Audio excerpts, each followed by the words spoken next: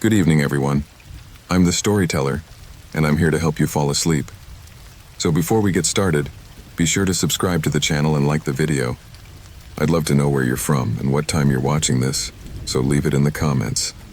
When you're ready, get comfortable and relax. The day Mark disappeared, the sky was cloudy, dark, and cold, as if the weather knew something terrible was about to happen. I remember every detail because that day marked a before and after in my life.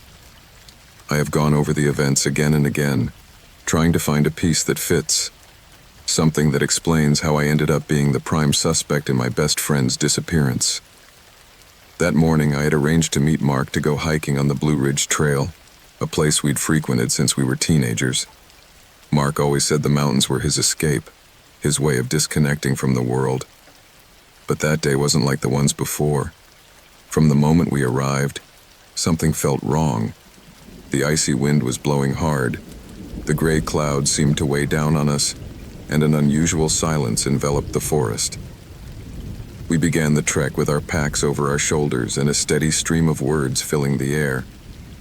Mark was talking about his job, how frustrated he was with his boss, and how he was considering quitting. It was something he had heard many times, but that day he sounded more determined, as if he had truly reached a breaking point. At one point, he mentioned that he needed a radical change in his life, something to get him out of his rut. I didn't think much of it. Mark had always been somewhat dramatic when it came to his work problems. The first part of the trail went smoothly. We stopped for a bite to eat near a clearing, where tree branches swayed like looming shadows. It was then that Mark seemed to get restless. He looked around as if he was searching for something, or perhaps waiting for someone. I asked him if everything was all right, and he responded with a quick, almost impatient gesture. We continued on our way until we reached a point where the trail split. Mark suggested taking the path less traveled, arguing that he wanted to explore something different. Although it seemed strange, I agreed. We walked for about 20 more minutes until we came to a small valley surrounded by tall trees. It was there that Mark said he needed a moment alone. He didn't explain why, and I, without question, decided to give him his space. I sat on a nearby rock, letting time pass as the cold wind whipped my face. I waited for what seemed like hours. As the sun began to descend, I called out to Mark several times, but got no response. I got up and started looking for him in the area, thinking that perhaps he had decided to walk on without telling me. However, there was no sign of him. My uneasiness began to turn into fear. I walked in various directions, calling his name, but the forest returned my voice in the form of an echo. My mind began to fill with terrifying possibilities. What if he had been in an accident? What if he was lost? When darkness fell completely, I realized I had no choice but to go back and get help. I arrived at the parking lot and called the police, explaining the situation. In less than an hour, a search team arrived on the scene with flashlights and sniffer dogs. They questioned me about Mark's latest movements, and I answered as best I could, though every word out of my mouth made me feel guiltier. They took notes, asked incisive questions, and watched me with expressions I interpreted as suspicion. The search team worked through the night and the following days, but found nothing. Not a sign of Mark, not a clue as to where he had gone. The investigation then focused on me. Authorities began examining my story, looking for inconsistencies. They searched my car, my clothes, even my cell phone. They wanted to know if there had been any conflict between Mark and me, if I had any reason to want to hurt him. The pressure was suffocating. Mutual friendships began to drift apart, and the whispers behind my back became a constant reminder that, for many, I was to blame. Days passed, and almost before I knew it, months had passed. Mark's disappearance was a recurring theme in the local news, but there were fewer and fewer updates. My life fell apart. I lost my job, my friends, and any trace of normalcy. Despite my insistence that I had nothing to do with it, the shadow of suspicion never lifted. One night, while looking through old photos of Mark and me, I found something I had overlooked. A picture of us on another hike, years ago. in which Mark was wearing a peculiar pendant. It was a locket with a symbol I had never noticed before. Curiosity led me to investigate, and I discovered that the symbol was associated with a group that promoted total isolation from the modern world. I began to wonder if Mark had planned his demise, if he had decided to start over somewhere remote. With this thought in mind, I returned to the Blue Ridge Trail, searching for any clues that might confirm my theory. I spent hours walking the trail, exploring every nook and cranny of the forest. Finally, in an area that had been surveyed by the police, I found something that made me stop in my tracks. It was a backpack, partially buried under leaves and dirt. I opened it with trembling hands and discovered clothes, a notebook, and Mark's medallion. The notebook contained notes that spoke of his dissatisfaction with society, his desire to escape, and detailed plans on how to disappear without a trace. I took the backpack to the police, hoping this would clear up my innocence. However, although the investigators confirmed that the items belonged to Mark, my situation did not improve. Some interpreted the finding as proof that I had hidden those things, that I was trying to divert attention. Today, almost a year after Mark's disappearance, I am still the only suspect. The police have not closed the case, but neither do they have any new leads. I live with the constant vigilance of my community and the burden of knowing that I will never be able to completely prove my innocence. Sometimes I wonder if Mark is still alive, if he made the escape he so desperately wanted. But I am also haunted by the possibility that something else has happened to him, something I will never know. The sky is still cloudy in my memory of that day, and the cold I felt then still seems to embrace me every time I close my eyes. Mark's disappearance not only took away my friend, it also destroyed my life, leaving me trapped in a limbo of suspicions, fears, and guilt that will never go away. I had always been intrigued by the history of my house. From the moment I bought it, all the neighbors seemed to have something to say about it, but I never got clear answers. Some mentioned rumors about the previous family that had lived there, the Whitakers, who disappeared without a trace 20 years ago. Others avoided the subject altogether, changing the conversation or making excuses not to talk about it. I thought they were just small-town superstitions, so I never paid much attention to them. But that changed during a storm one night in November. The sky was covered with dark clouds, and lightning lit up the house at irregular intervals. The rain pounded on the windows loudly, creating a noise that filled the entire atmosphere. I had been cleaning up the accumulated mess in the basement when I noticed something unusual. In a dark corner, where boxes had remained stacked since I moved in, I found a trapdoor in the floor. The wood was worn, and the edges appeared to have been sealed with rusty nails. I felt a chill that had nothing to do with the weather. I don't remember what prompted me to open it. Maybe it was curiosity, or perhaps a sense of duty. I reached for a crowbar and forced the wood until the nails gave way with a squeak that mingled with the rumble of thunder. Beneath the trapdoor was a metal ladder descending into darkness. A musty smell and something else, something sour, rose from the hole. My heart pounded as I shone a flashlight and began to descend. The secret cellar was much more spacious than I had imagined. The walls were made of raw brick, and the floor was compacted earth. As I explored, the light from my flashlight illuminated furniture covered with old sheets and boxes stacked neatly. There was a desk with yellowed papers scattered on it, but what really caught my eye was a metal door at the back of the room. It was slightly ajar, as if someone had left it that way on purpose. With each step I took toward the door, the air grew heavier. The flashlight trembled in my hand, casting shadows that seemed to move with a life of their own. Pushing open the door, I found myself in a small, poorly lit room. The first thing I saw were the bodies. They were piled in a corner, partially covered with plastic and old clothes. There were at least 4, and although the state of decomposition made it difficult to make out details, I could see that they were the remains of a family. I backed away instinctively, bumping into the wall. My mind filled with questions. Who were these people? What had happened to them? Why were they here, buried in the basement of my house? I felt a mixture of fear and revulsion, but also an insatiable curiosity. I approached slowly, covering my nose with my shirt sleeve to try to block the smell. Among the debris, I found personal items: a teddy bear, a colorful beaded bracelet, an antique watch. There was also a broken picture frame, and although the image was faded, I could make out a man, a woman, and 2 children smiling in front of what appeared to be this very house. There was no doubt it was the Whitakers.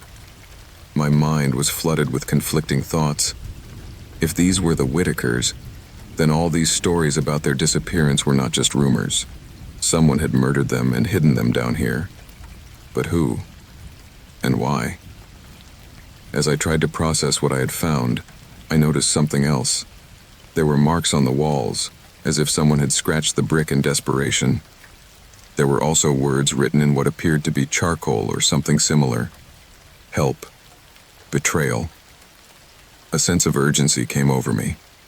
I had to inform the authorities, but I also felt there was something else, something I hadn't yet discovered. I went back to the desk in the other room and started going through the papers.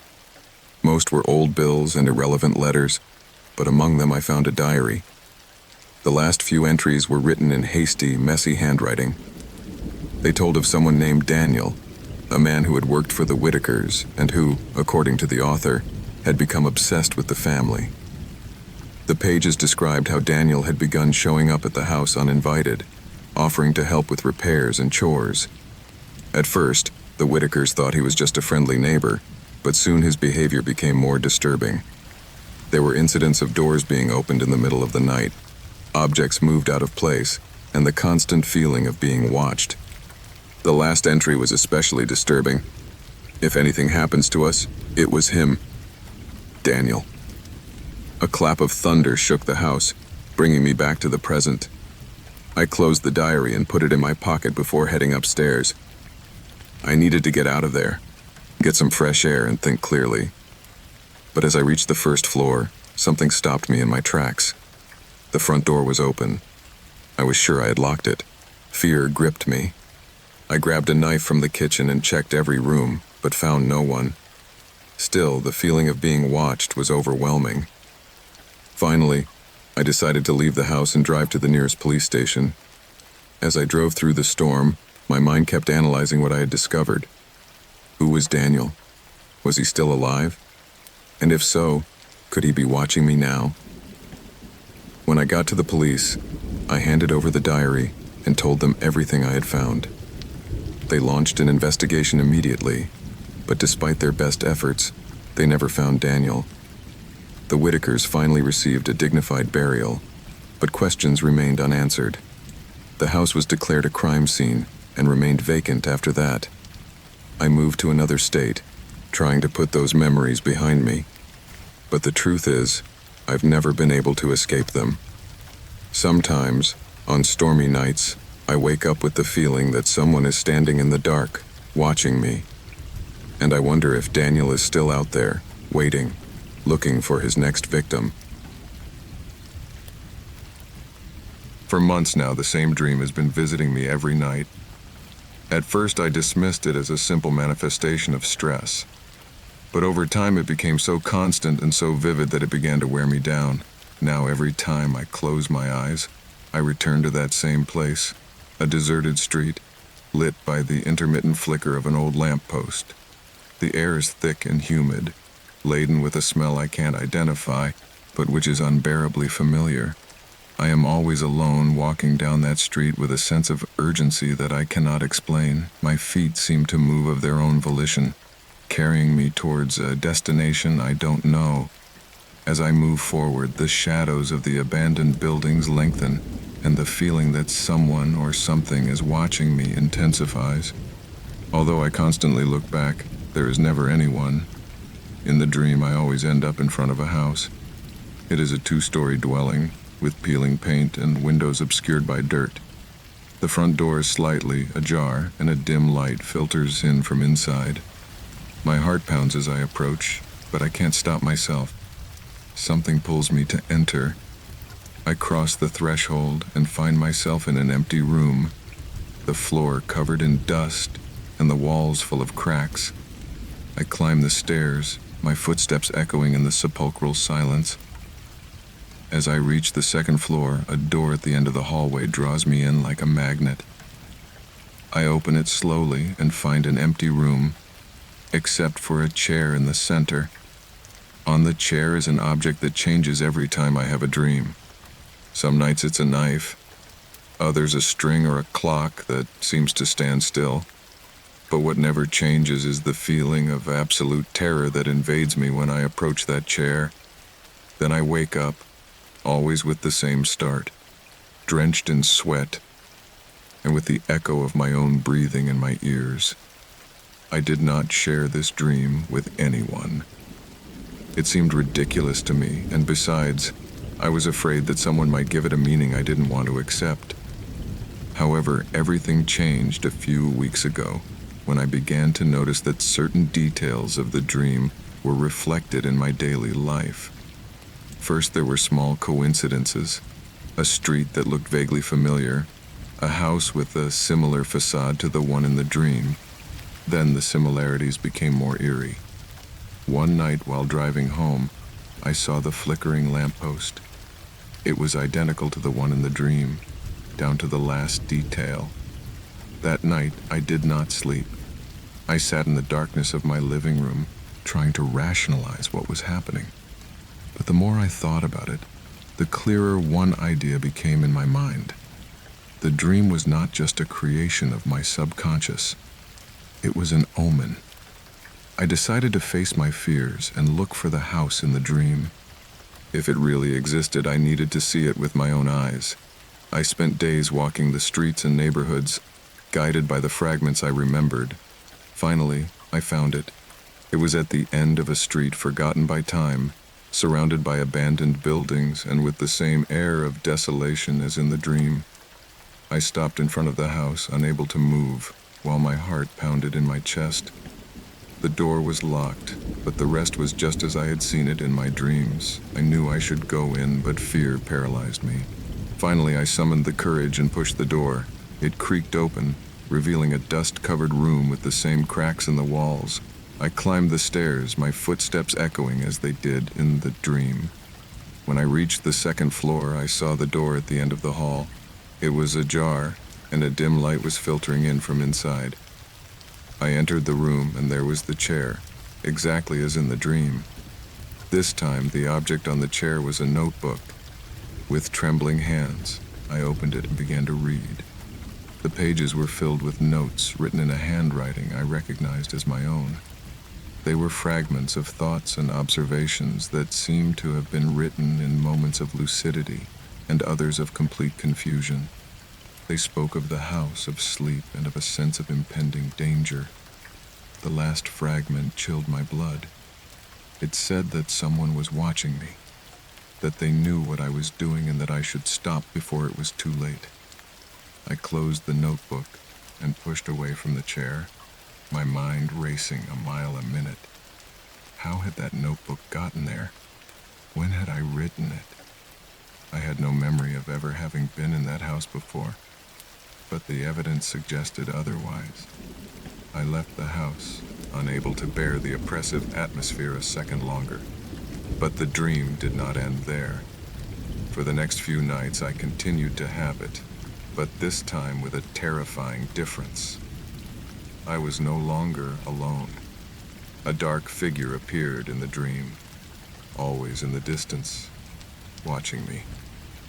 I could not make out its face, but I felt its gaze fixed on me.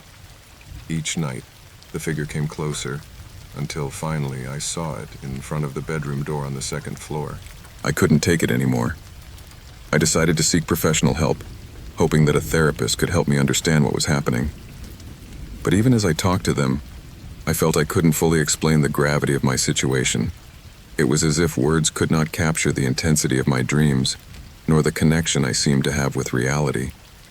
It all culminated one night when I awoke with a start and discovered I was in the dream house. I don't remember how I got there or what I was doing, but there I was, standing in front of the chair in the second floor bedroom. This time, there was no object on it. Instead, the dark figure was sitting, looking at me with eyes that seemed to burn in the gloom. The figure slowly stood up and walked toward me, I felt such overwhelming terror that I fell to my knees, unable to move. When I was one step away, everything went black. I woke up in my bed, my heart pounding uncontrollably and with no memory of how I had returned. But something had changed. The dream house no longer appeared in my dreams, nor did the dark figure. However, since that night, I feel that someone is constantly watching me. No matter where I am or what I do, I always have the feeling that I am not alone. I have stopped sleeping, fearing what I might find if I close my eyes. And although I try to convince myself that it was all a product of my mind, I can't ignore the fact that the notebook is still with me, kept in a drawer that I try not to open. The night everything changed began like any other. The winter cold seeped into my bones as I walked through the deserted streets towards home. I had left work late, as usual, and tiredness weighed on my shoulders. The air was charged with that peculiar stillness that precedes something terrible, though I didn't realize it at the time. When I got home, I noticed that the lights were off, which was strange because my wife always waited up for me. I slipped the key between my fingers, feeling a slight uneasiness in my stomach. That feeling that one cannot explain, but that always has a reason to be. I opened the door and called her name, but only the echo of my voice answered. The silence was deafening. I left my briefcase at the entrance and walked slowly down the hallway. Each step resounded like a drum, accompanied by the accelerated beating of my heart. The house was in darkness, except for a faint glow coming from the bedroom. The door was ajar, and a long, distorted shadow was cast on the hallway wall. I pushed the door carefully, and what I saw stole my breath away. There she was, my wife, lying on the floor beside the bed. Her eyes were open, vacant, staring up at the ceiling. Her skin, pale as wax, glowed in the light of the lamp on the bedside table. There was something profoundly unnatural about her position, as if her body had been carelessly dropped. I froze, unable to process what I was seeing.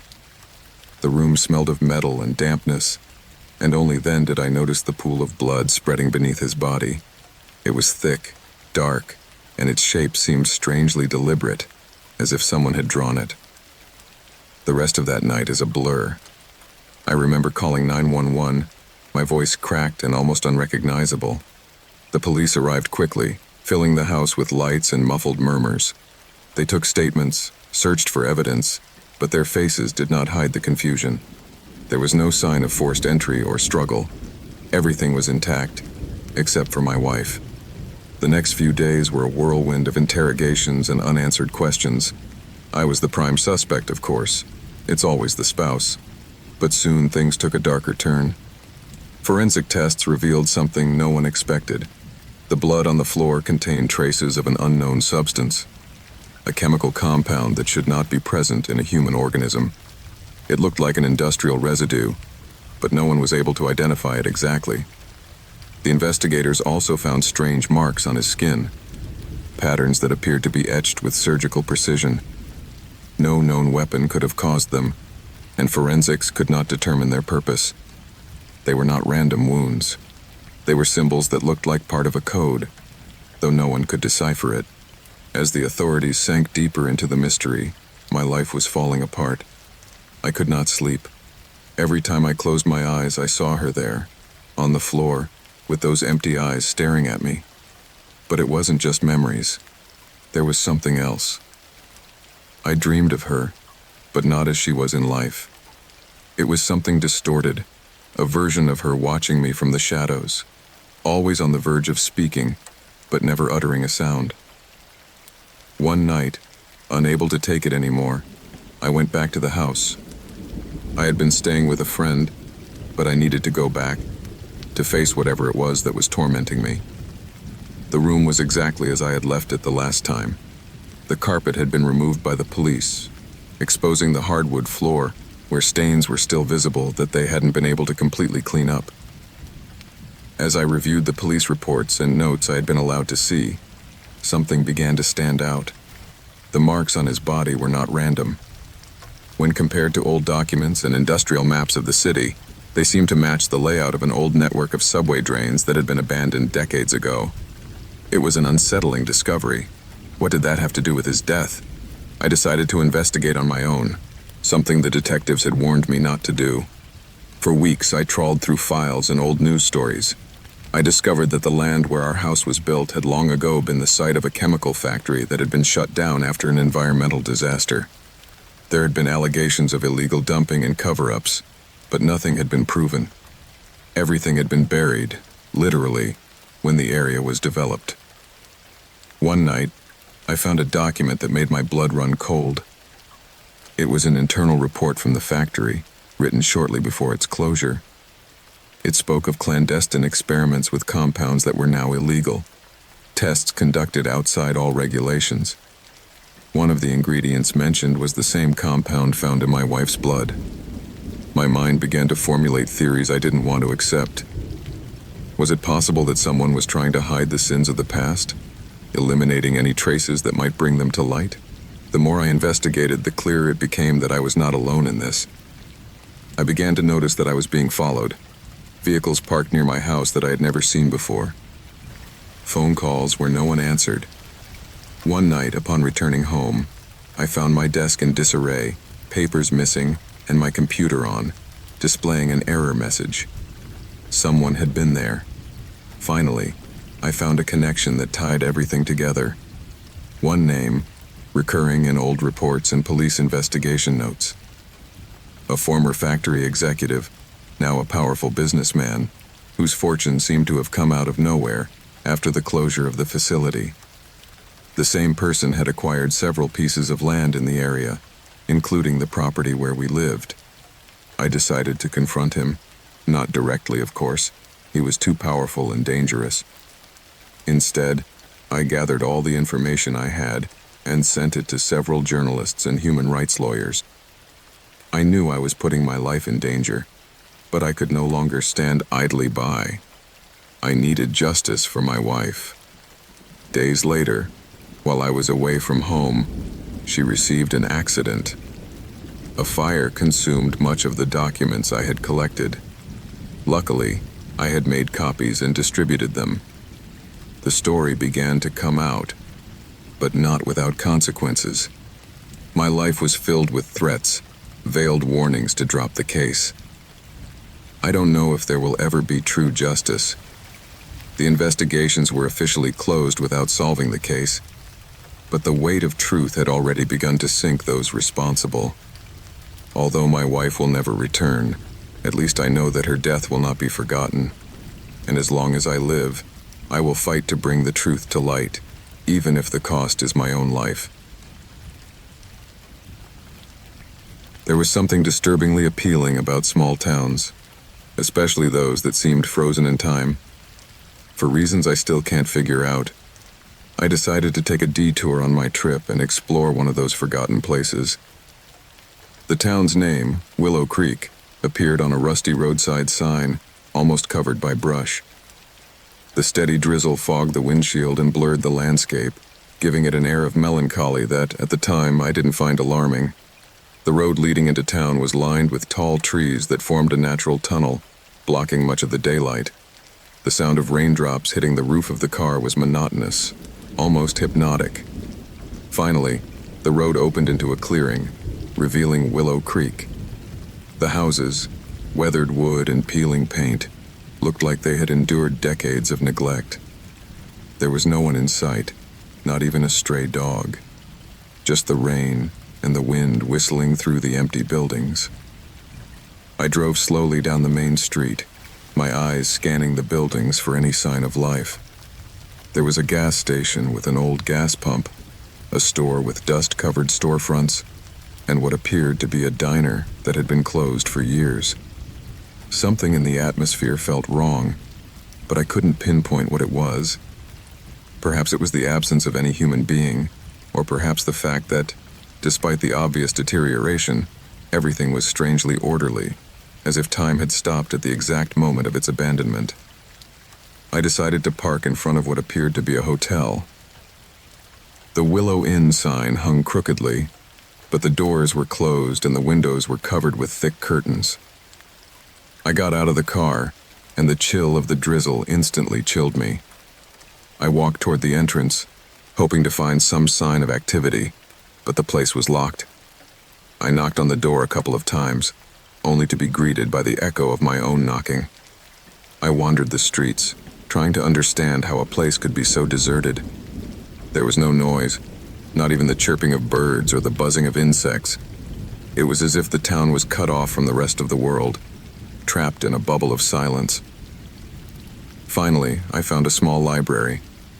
The door was ajar, so I decided to go inside. The inside was just as disturbing. Shelves full of dust-covered books, but none of them looked like they had been moved in years. There was a desk with an old typewriter and a wall clock that read 3 o'clock, though the hands didn't move. As I explored, I felt a strange sensation of being watched.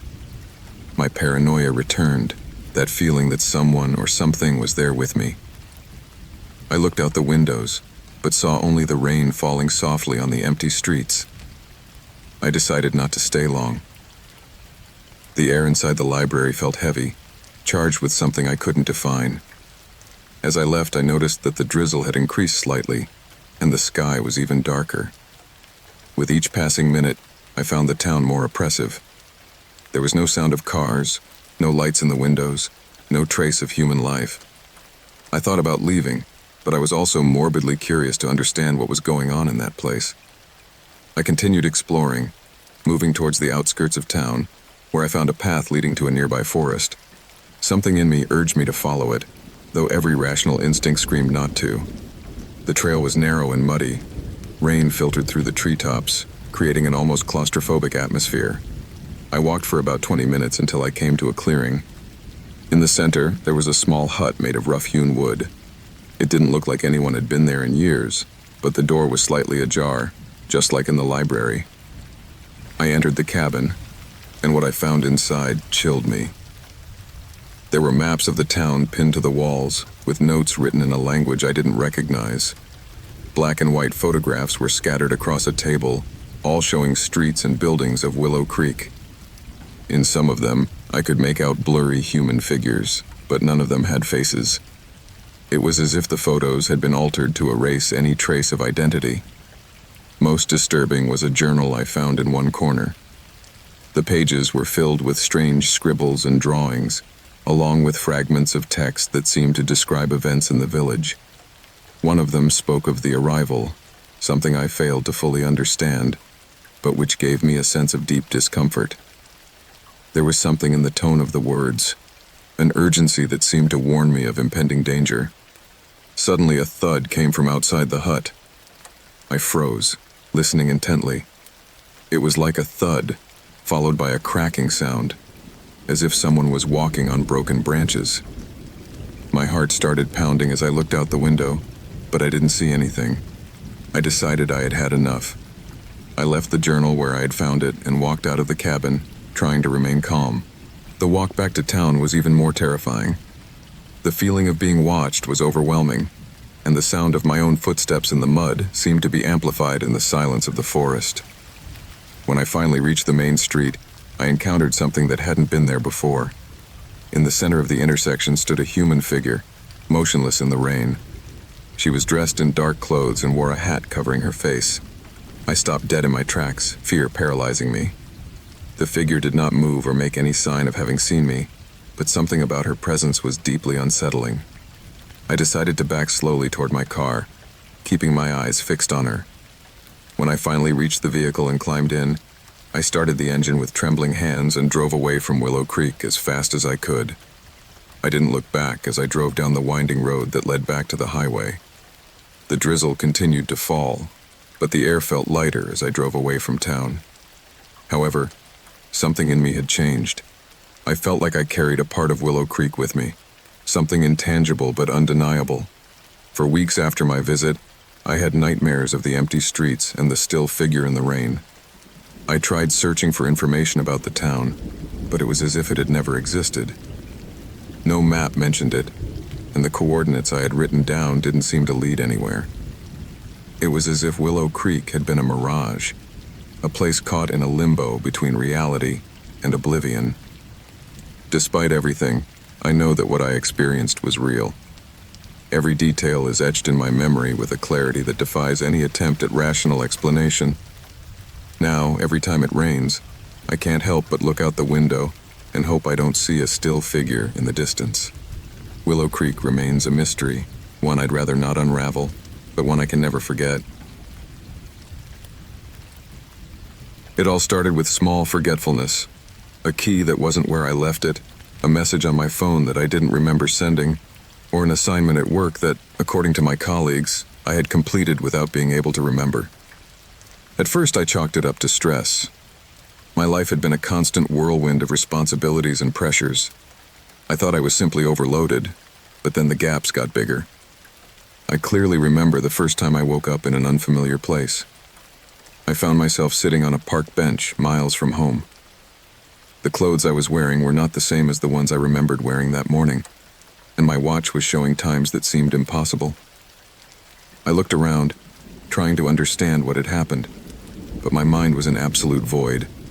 I got up, staggering, and returned home with a sense of unreality that haunted me for days.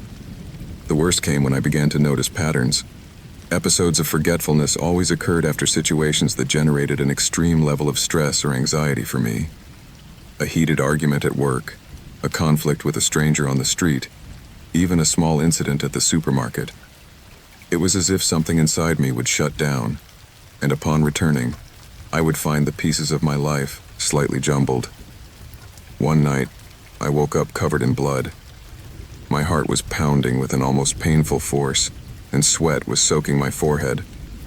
I looked down at my hands, trembling and stained dark red, as panic set in.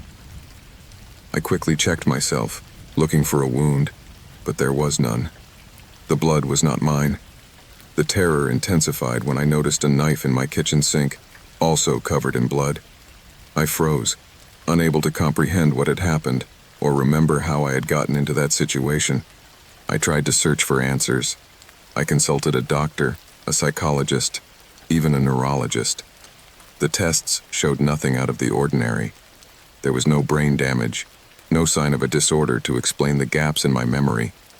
But the psychologist suggested that I might be dealing with dissociative disorder, a condition in which a part of my mind disengaged from reality during times of extreme stress. It wasn't the explanation I was hoping for, but I didn't have an alternative either. Eventually, I started leaving notes for myself. Messages on my phone, reminders in my planner, even voice recordings that tried to fill in the gaps in my memory. But a part of me feared what I might discover, because deep down, I was beginning to suspect that I wasn't alone in my own mind. The hints of a second personality began to accumulate. One night, I found an email sent from my account with a tone and vocabulary that was not mine.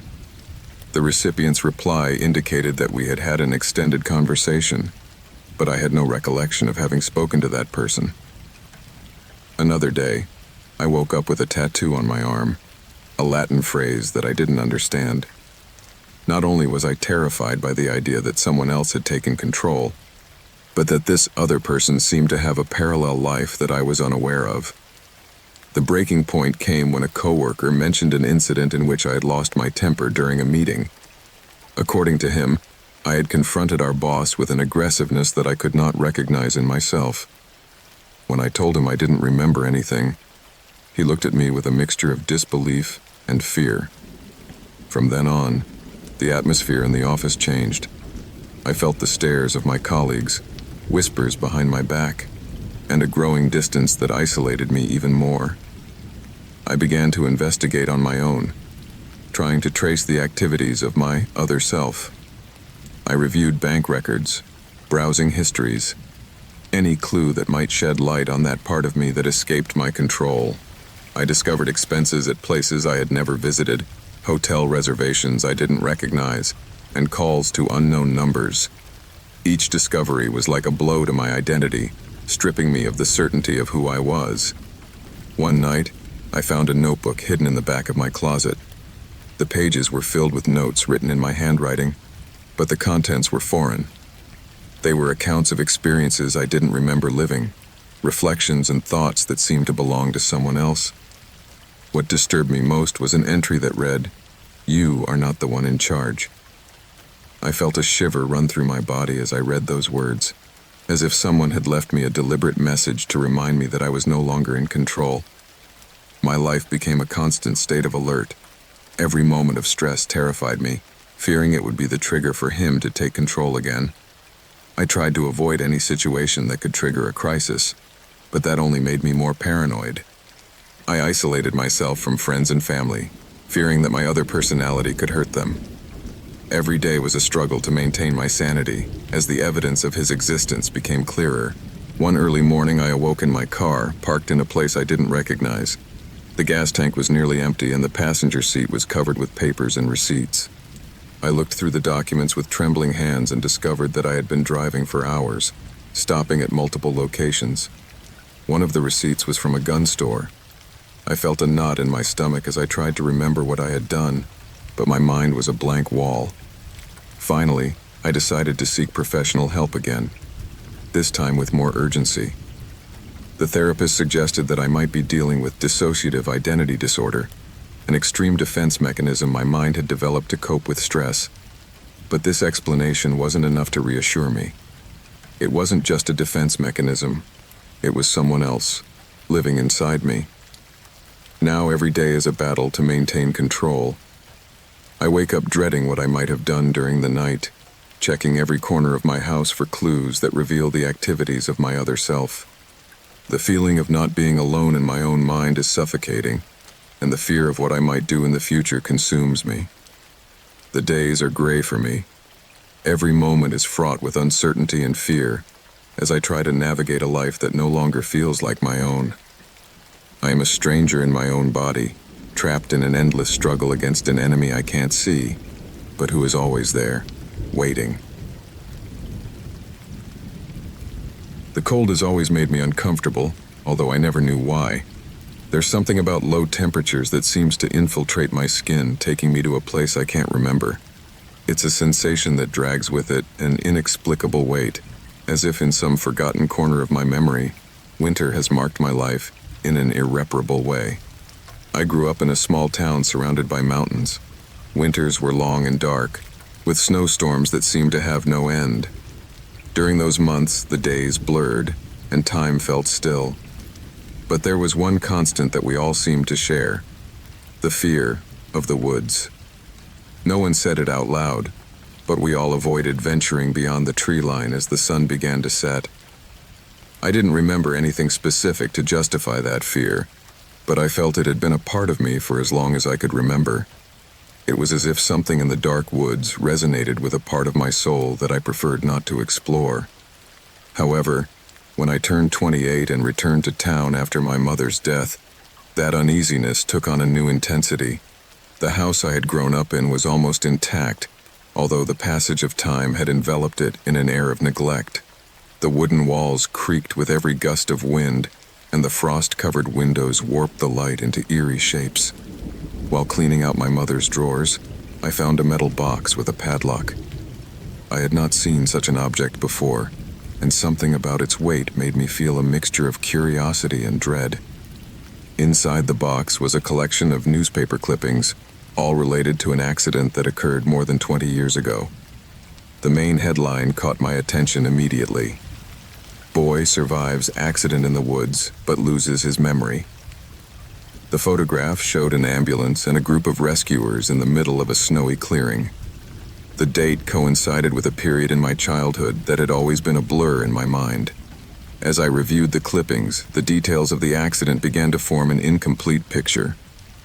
According to the articles, I had been missing for several hours in a snowstorm. Rescuers found me unconscious near a frozen creek, with several minor injuries and a deep cut on my head. There was no clear explanation of how I had gotten there or what had happened before I lost consciousness. That night, the cold in the house seemed more intense than ever. I wrapped myself in blankets as I tried to process what I had discovered. Why had my mother kept those clippings? Why had she never mentioned the accident? The questions whirled through my mind like a whirlwind, as the wind outside hit the windows hard. The next few days, I couldn't help but be drawn to the forest. There was something about those dark, silent trees that called to me, as if they hid answers to questions I didn't know I had. I decided to return to the place where I had been found as a child, hoping that something in the landscape would awaken a lost memory. The terrain was steep, and the snow made every step a struggle. However, the sense of familiarity grew with every meter I advanced. I reached the frozen creek at dusk. The air was still and icy, and the gray sky threatened another storm. I knelt by the frozen water, staring at my reflection distorted by the ice. It was then that I noticed something buried in the snow, something that didn't belong in the natural landscape. It was a worn piece of cloth, half buried in the ice. I carefully pulled it out, and the contact with the fabric sent a shiver down my spine. It was part of a child's garment, something I vaguely recognized but couldn't place in my memory.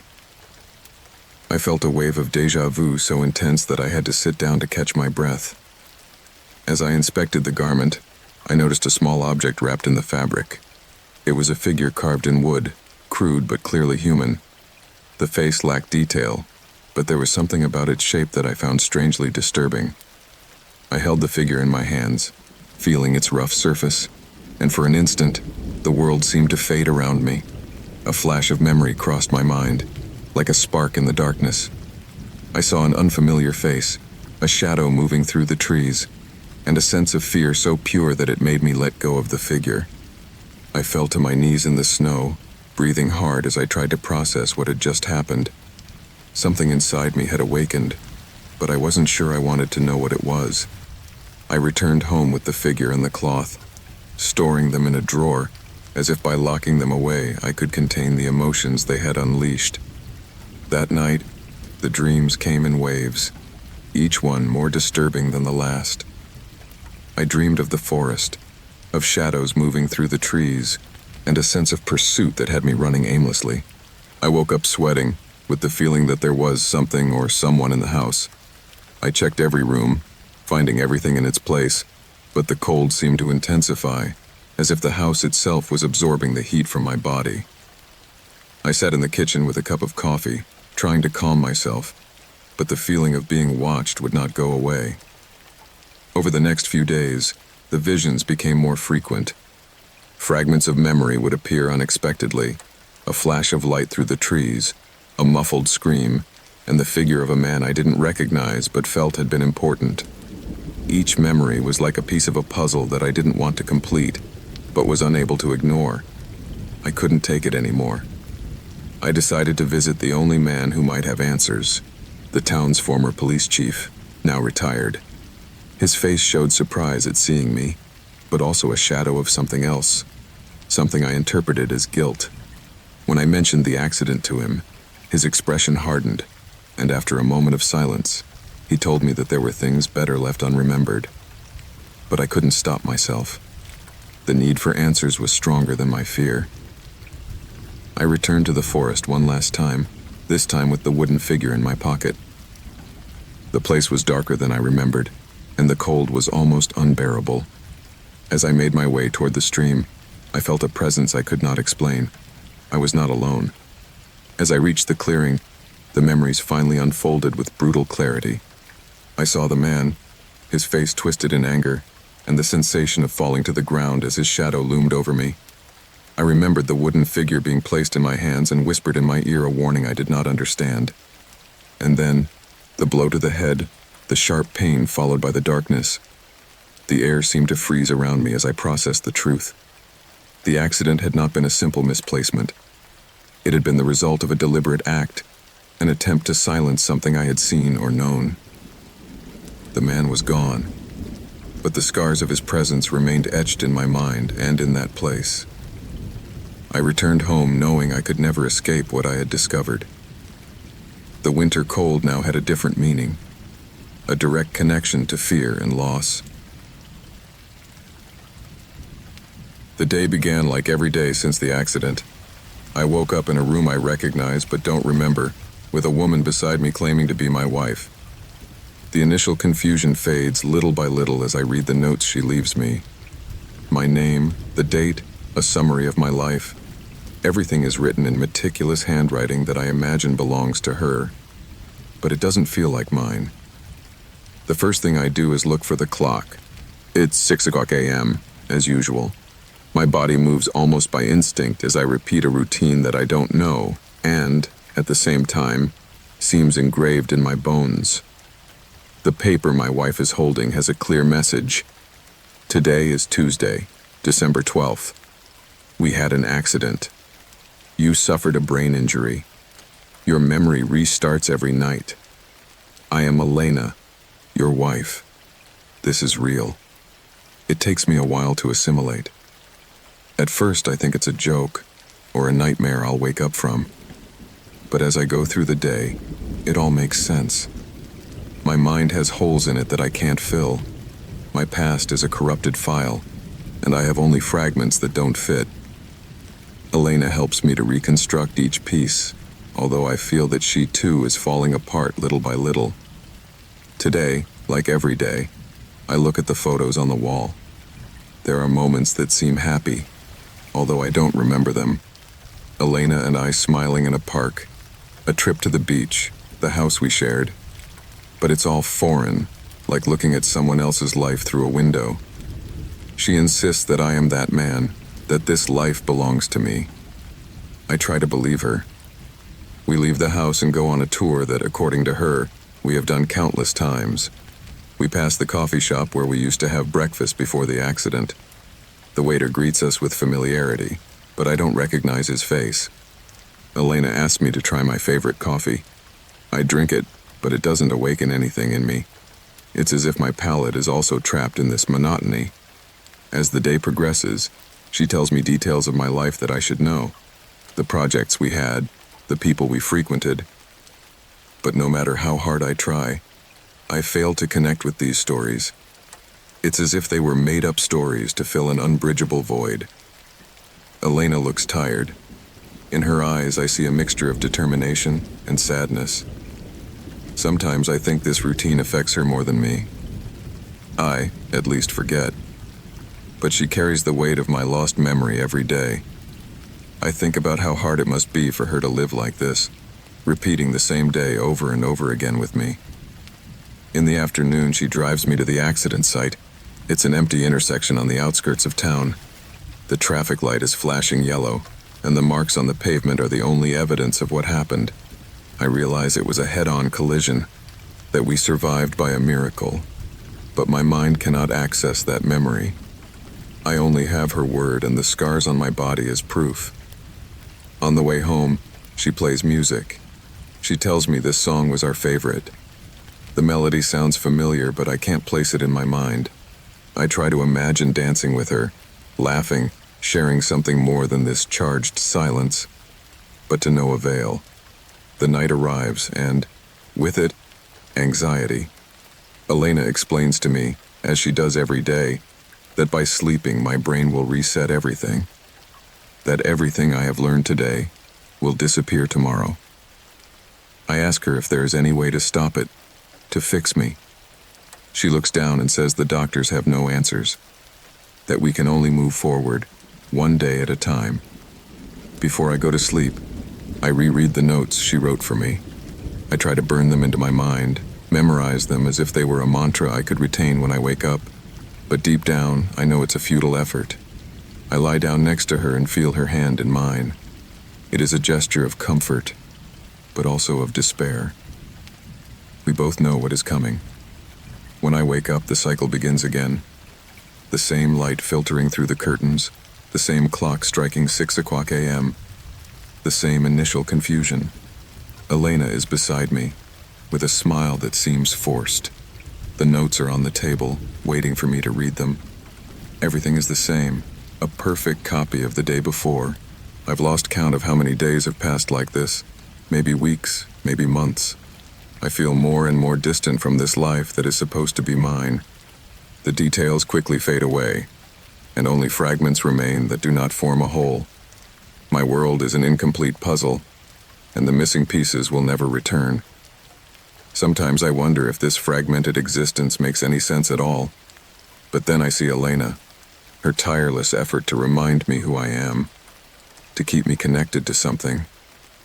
It is her love that anchors me, if only for a fleeting moment.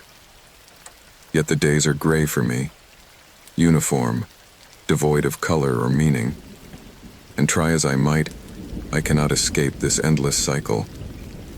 I am a prisoner of time, trapped in a day that never really ends. The rain pounded insistently against the windows, creating a constant noise that filled every corner of the room. It was a November night, cold and dark, and I was alone in my apartment, surrounded by the echo of my own thoughts. There was no clear reason why that particular night was different, but something about the storm had awakened memories I had tried to bury for years. Guilt has a strange way of clinging to you, of whispering in your ear when you least expect it. That night, it was whispering loudly in my ear. It all started 5 years ago, also during a rainy night. I was living in a small town, in a house I shared with my best friend, Ethan. We had met in college, and had maintained our friendship over the years.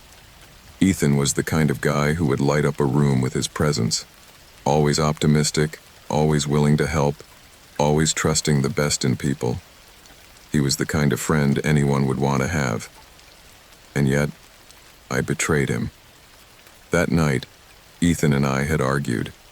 It wasn't a common occurrence between us, but the tension had been building for weeks. There was something he didn't know, something I had been hiding. He had started a relationship with his girlfriend, Claire. It wasn't planned or intentional. It had started as a friendship that slowly crossed boundaries we should never have crossed. Ethan trusted both of us completely, and that trust was what made my betrayal so unforgivable.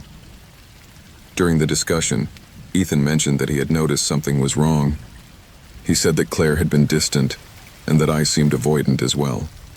He tried to get me to tell him what was going on, but I denied everything. The rain was coming down hard, filling the silences between our words with an almost deafening sound. Finally, Ethan came out of the house, saying he needed fresh air. I tried to stop him, but he simply ignored me and slammed the door shut. Hours later, the police knocked on my door. Ethan had been in an accident. His car had skidded on a curve due to the wet road and had hit a tree. He was killed instantly. I remember the feeling of unreality that came over me when I heard the news. It couldn't be true. But it was. Ethan had died, and I was the only one who knew the truth about the hours leading up to his accident. Guilt began to eat away at me from that moment on. Not only had I betrayed my best friend, I also felt that somehow his death was my responsibility. If we hadn't argued, if I had been honest with him from the beginning, maybe I would never have gone out that night. Maybe he would still be alive. But those were unanswered questions, and the answers I had were too painful to face. Over time, Claire and I drifted apart. The relationship we had built on a foundation of deception could not survive the weight of guilt.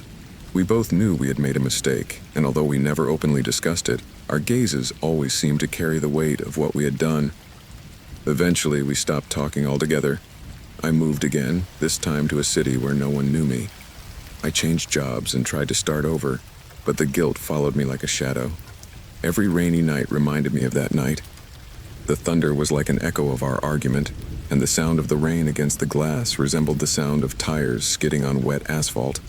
That night, as I watched the storm from my apartment window, I decided that I couldn't go on like this anymore. I could no longer live with this weight on my heart.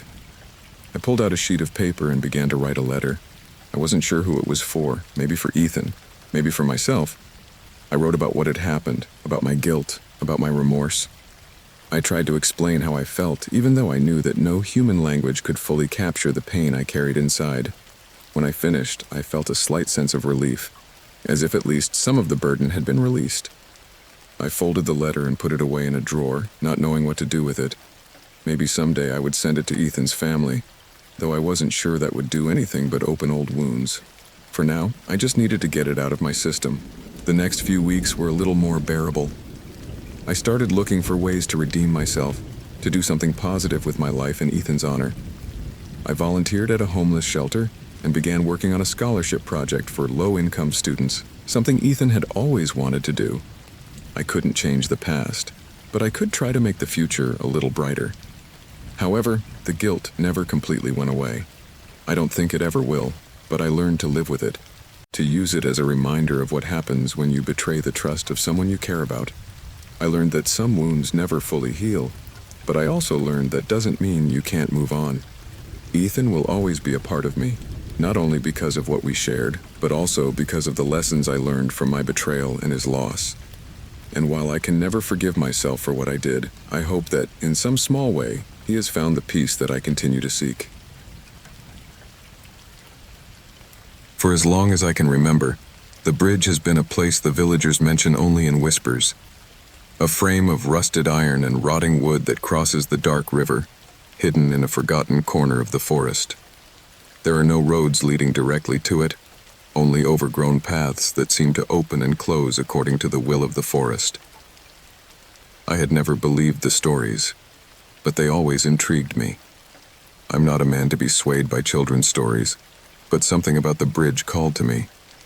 So, one November night, armed with a flashlight and a determination that now seems foolhardy to me, I decided to go investigate. The air was thick and thick with moisture when I reached the edge of the forest.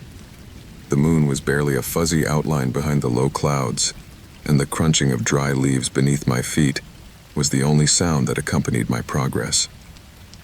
As I went deeper, the silence became almost absolute, as if the forest itself was holding its breath. Only the distant echo of the river broke the suffocating calm. I was guided by the fragments of stories I had collected over the years. They said that the bridge appeared only to those who really wanted to see it, as if it were a living being that chose its victims.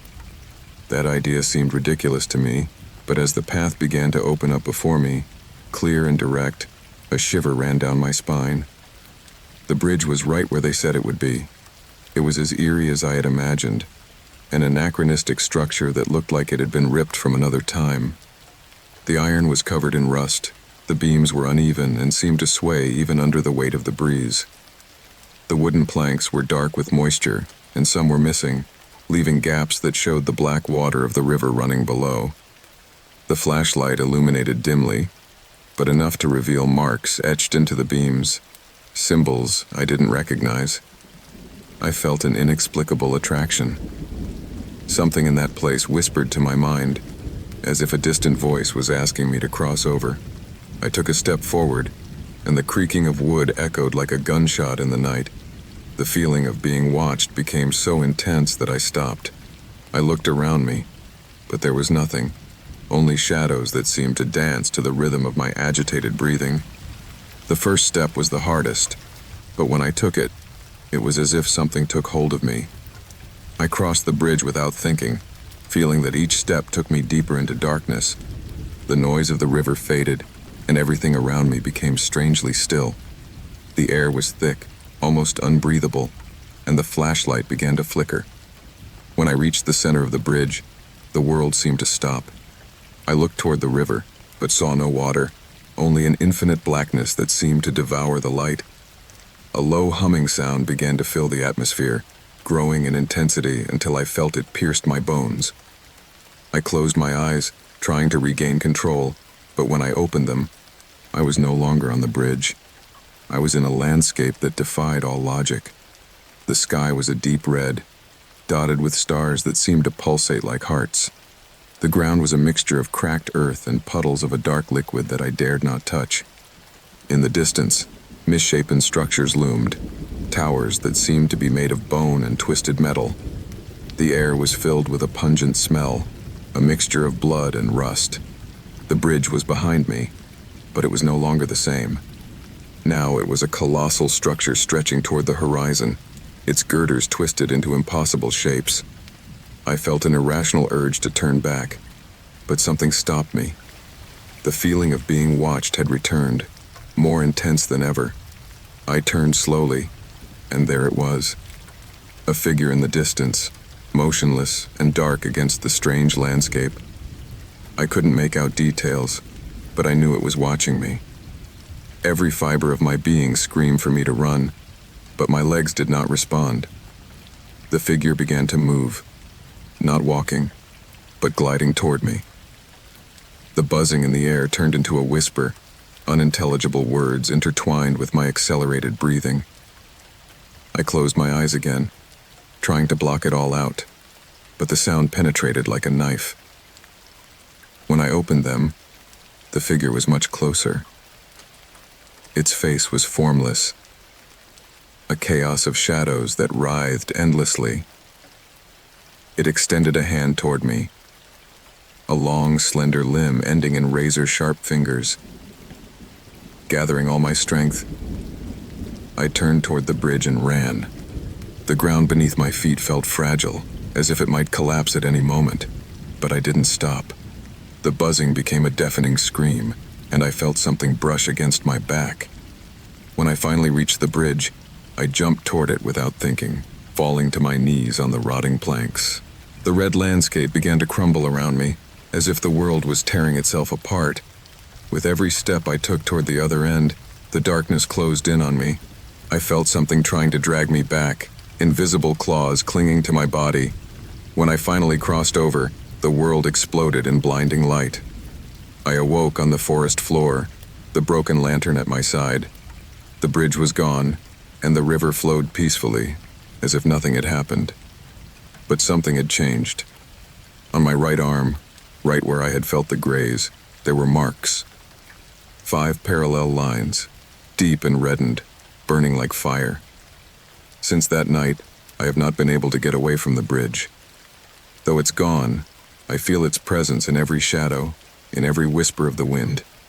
And every night when I close my eyes, I see that red landscape, that shapeless face, and I feel it watching me, waiting for the moment when I will cross again. From the moment I saw her, something changed in me. I couldn't explain exactly what it was, only that her presence filled a void I never knew existed. She was sitting on the other side of the cafeteria, engrossed in a book, and although she never once looked up, I felt the universe conspiring to bring us together. Her brown hair fell in soft cascades over her shoulders, and her profile had a serenity that mesmerized me. From that day on, I began to search for her relentlessly. I returned to the same coffee shop every day at the same time, hoping to see her again. When I finally did, my heart skipped a beat. She was there, in her usual corner, with another book in her hands. I decided to sit nearby, pretending to read a newspaper while watching her every move. She was perfect. Over time, I learned her routine. I knew what time she arrived at the coffee shop, what she always ordered, a latte and a croissant. Her delicacy in holding the cup fascinated me. One day, I followed her as she left the premises. It wasn't something I had planned, but my feet moved before my mind could stop them. I walked at a safe distance, making sure she didn't notice me. I watched her go into a bookstore, spend several minutes exploring the shelves, and come out with a small bag. Then she took a bus to a residential neighborhood. That's where I learned where she lived. A simple red brick building with balconies adorned with plants. I stood in front of the entrance, imagining her life inside those walls. That night, I couldn't sleep. My mind was full of her face, of her imaginary laughter, because I had never heard her laugh. I began to detour my daily walk to pass by her building. I didn't always see her, but when I did, it was enough to brighten my day. One day, I even had the nerve to follow her to her work. I discovered that she worked in a small art gallery. I walked in, pretending to be interested in an exhibition. She was behind the counter, and as I approached, she smiled at me. It was the first time I had direct interaction with her, and that smile haunted me even more. The collection of information became a ritual. I knew her name, her work schedule, her favorite places. I even went so far as to go through the trash in her building, looking for something, anything, that might bring me closer to her. I found a grocery receipt, and the next day I bought the exact same products. It was a token gesture, but it made me feel connected to her. My obsession began to affect my daily life. At work, my performance declined. I spent more time thinking about her than my responsibilities. My friends noticed my estrangement, but I couldn't tell them the truth. How could I explain to them that I had found the perfect woman and was willing to do anything for her? One night, after weeks of watching her from a distance, I decided to take the next step. It was an impulse I couldn't control. I waited for the lights in her apartment to go out and climbed the stairs to her apartment. The lock was surprisingly easy to pick. I entered carefully, making sure not to make a sound. The room smelled of her, a sweet, fresh scent that intoxicated me. I didn't dare approach her bedroom. Instead, I explored the rest of the apartment looking for clues about her life. Her books, her music, the photographs on the walls. Everything told me about her personality, her inner world. I took one small object as a souvenir, a bracelet I found in the bathroom. The next day, I carried it in my pocket all the time, feeling that I carried a part of her with me. But my intrusion did not go unnoticed. Although I had been careful, I must have done something wrong. A week later, I noticed that she was more alert, looking over her shoulder as she walked. She began to change her routine, taking different routes to work. It frustrated me that she was so close, yet so far away. Finally, my obsession reached its climax. One night, I waited for her outside her building. I had a plan, although now it's hard for me to understand what I hoped to accomplish. When I saw her approaching, my heart was pounding. I wanted to talk to her, to explain what I was feeling, but she noticed my presence and quickened her pace. I followed her, trying to catch up. She started to run, and so did I. I don't know how long we were like that. But eventually we came to a dark alley. She stopped, turned to me with fear painted on her face. At that moment, something in my mind snapped. This was not how I imagined our encounter. I wanted to reassure her, but my actions only terrified her more. That's when everything fell apart. A passerby saw us and called the police. When they arrived, I was paralyzed, unable to explain my actions. I was arrested that night, and everything came to light. My collection of information, the items I had taken from his apartment, even the receipts I had kept as trophies. Now I'm here, in this cell, reflecting on what I did. I loved her, or at least I thought I did, but my love turned into something dark, something that destroyed both my life and hers.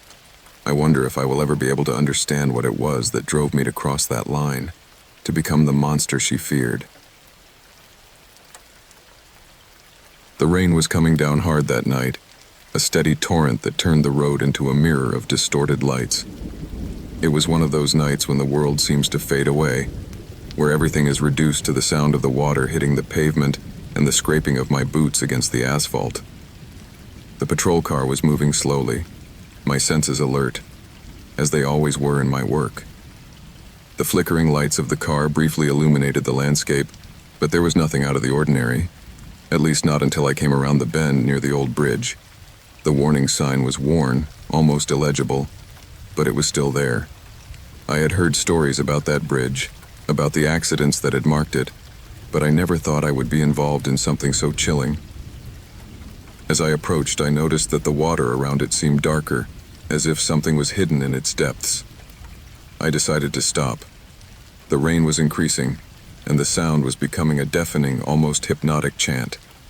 As I rolled down the window, a shiver ran down my spine. It wasn't just the cold. There was something in the air, a palpable tension. I got out of the car, feeling the mud under my feet, and started walking toward the bridge. The patrol lights illuminated the metal structure, but as I got closer, the light seemed to fade, as if the darkness was absorbing its glow. As I reached the center of the bridge, I saw something that made my heart stop. A figure was standing motionless with her back to me. Rain was pouring down on her, but she didn't seem to mind.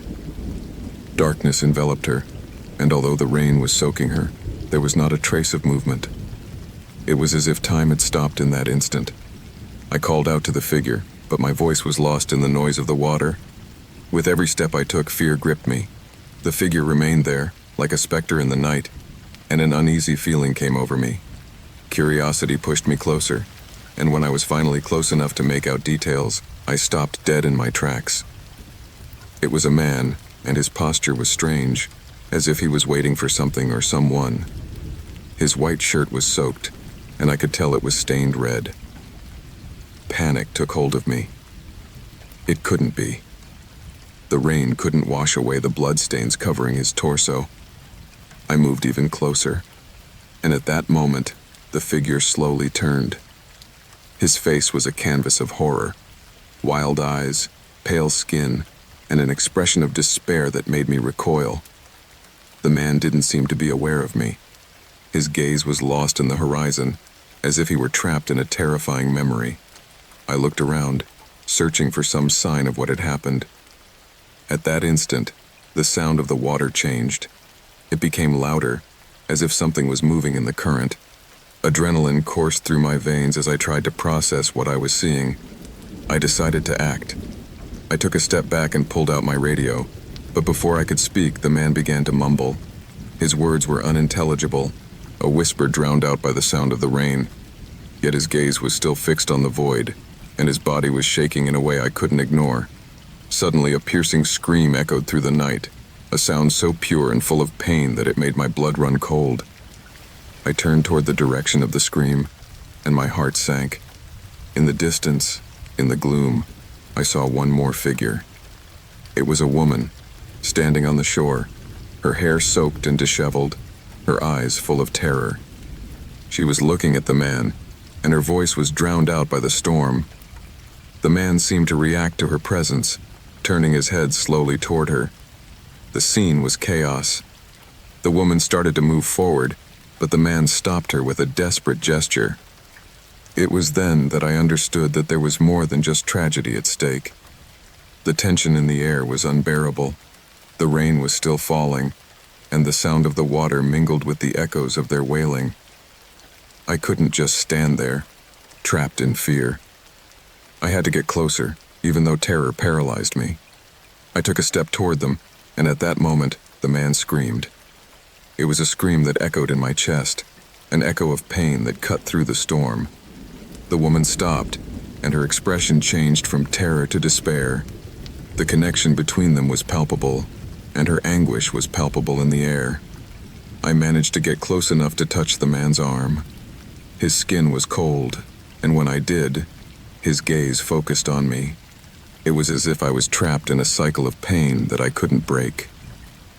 His voice was a trembling whisper when he finally spoke, though the words were lost in the noise of the storm. The woman, seeing me approaching, began to slowly back away.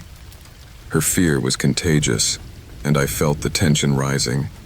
In an instant, I understood that they were both trapped in a horror beyond anything I could imagine. The man fell to his knees, his face covered with tears. The scene was heartbreaking, and I felt helpless. I could do nothing for them. Suddenly, a flash of lightning illuminated the sky, and in that brief moment of light, I saw something that made my blood run cold. On the shore, there was an overturned car, its body twisted and full of blood. The reality of the situation hit me hard. I understood that what I had witnessed was the result of an accident, one that had shattered their lives forever. The man began to scream again, his voice full of agony. The woman came closer, and in her eyes I saw a mixture of despair and love.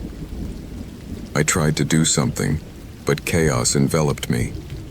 The rain kept falling, and I felt the world fading around me. In the middle of the storm, the man stood up, and it was as if time stood still. He turned to the woman, and in his gaze was a plea. She reached out her hand, and at that moment, everything exploded. A roar rumbled through the air, and the sound of the water became deafening. I realized that the storm was not just water. It was a reflection of their anguish, pain, and despair. The connection between them was so intense that I felt it could be cut with a knife. The man screamed once more, and his voice echoed in the night. It was a cry of despair, of loss, and of love. The woman fell to her knees, and in her eyes I saw the emptiness left by the pain. In that instant, I understood that I was witnessing something that went beyond a simple accident. It was a human tragedy, a disaster that had marked them forever. As the rain continued to fall, I felt helpless. I had wanted to help, but at that moment, reality overcame me. I was watching a life fall apart, a broken connection that could never be repaired. The anguish in both of us was palpable, and I felt darkness looming over me, trapping me in its embrace. I backed up a step, reaching for my radio once more.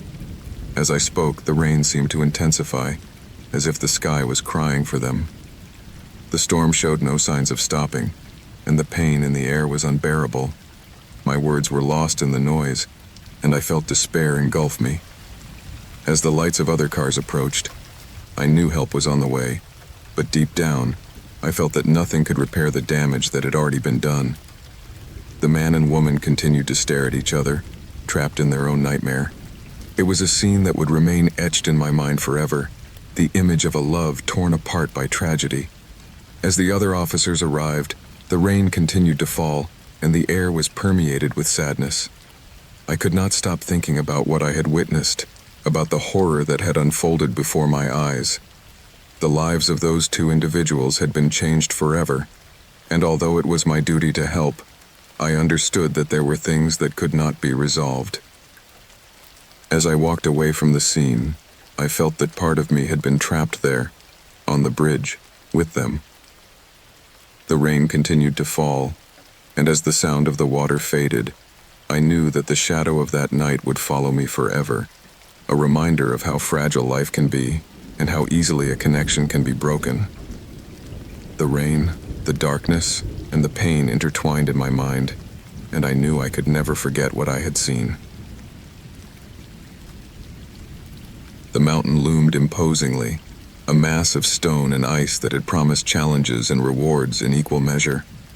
For years, I had dreamed of climbing its peaks, facing the inclement weather and the solitude of nature. But that morning, as I prepared for the climb, a strange sense of unease settled over me. The air was cold and clear, and the sky, though clear, seemed laden with foreboding. The route I chose was known for its beauty, but also for its isolation. As I ascended, the landscape became more austere. Vegetation gave way to bare rocks, and the atmosphere became denser, as if the mountain was holding its breath. My thoughts were scattered between the thrill of adventure and a growing sense that something was stalking me. After hours of climbing, I came to a cave, hidden behind a rocky ledge. The entrance was narrow, and the darkness emanating from within made me hesitate. However, my curiosity overcame my fear. I entered, feeling the cold, damp air envelop me. The light from my flashlight was projected against the stone walls, revealing strange formations and dancing shadows. As I explored, something bright caught my eye.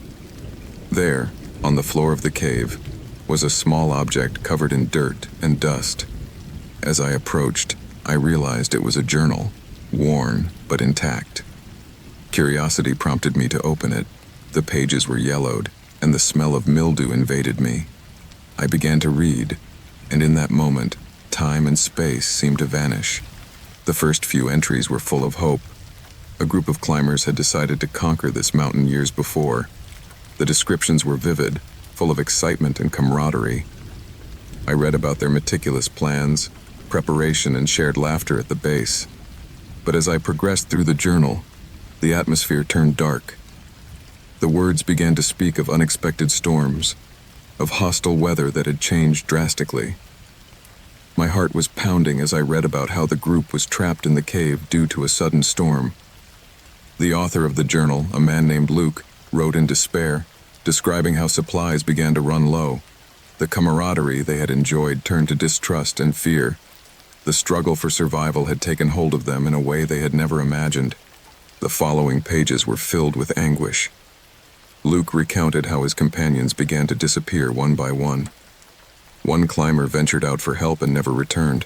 Another, stricken with dehydration, lost his sanity. Every word was an echo of despair, and it felt as if the cave itself was absorbing their anguish. The last entry was a mixture of madness and resignation, Luke wrote about how he had decided to stay in the cave, facing his fate alone. His words were a muffled cry in the midst of the darkness, and an image of his suffering formed in my mind. The atmosphere in the cave became oppressive, as if the echo of his suffering was still echoing off the stone walls. I closed the journal, feeling that the air around me had become colder. The reality of what I had read began to sink into me. The cave was not only a shelter, it had been a prison. The story of Luke and his companions haunted me as I turned in the direction of the exit. The sunlight seemed like a distant memory, and the feeling of being watched sent shivers down my spine. As I emerged, the mountain greeted me with its cold majesty, but my mind was caught up in the harrowing survival stories I had read. Lucas's story had become part of me. I decided that I must inform the authorities about the diary, about the story of those men who had been forgotten by time. As I descended, the once beautiful landscape became bleak. The image of Lucas, trapped in the cave, haunted me.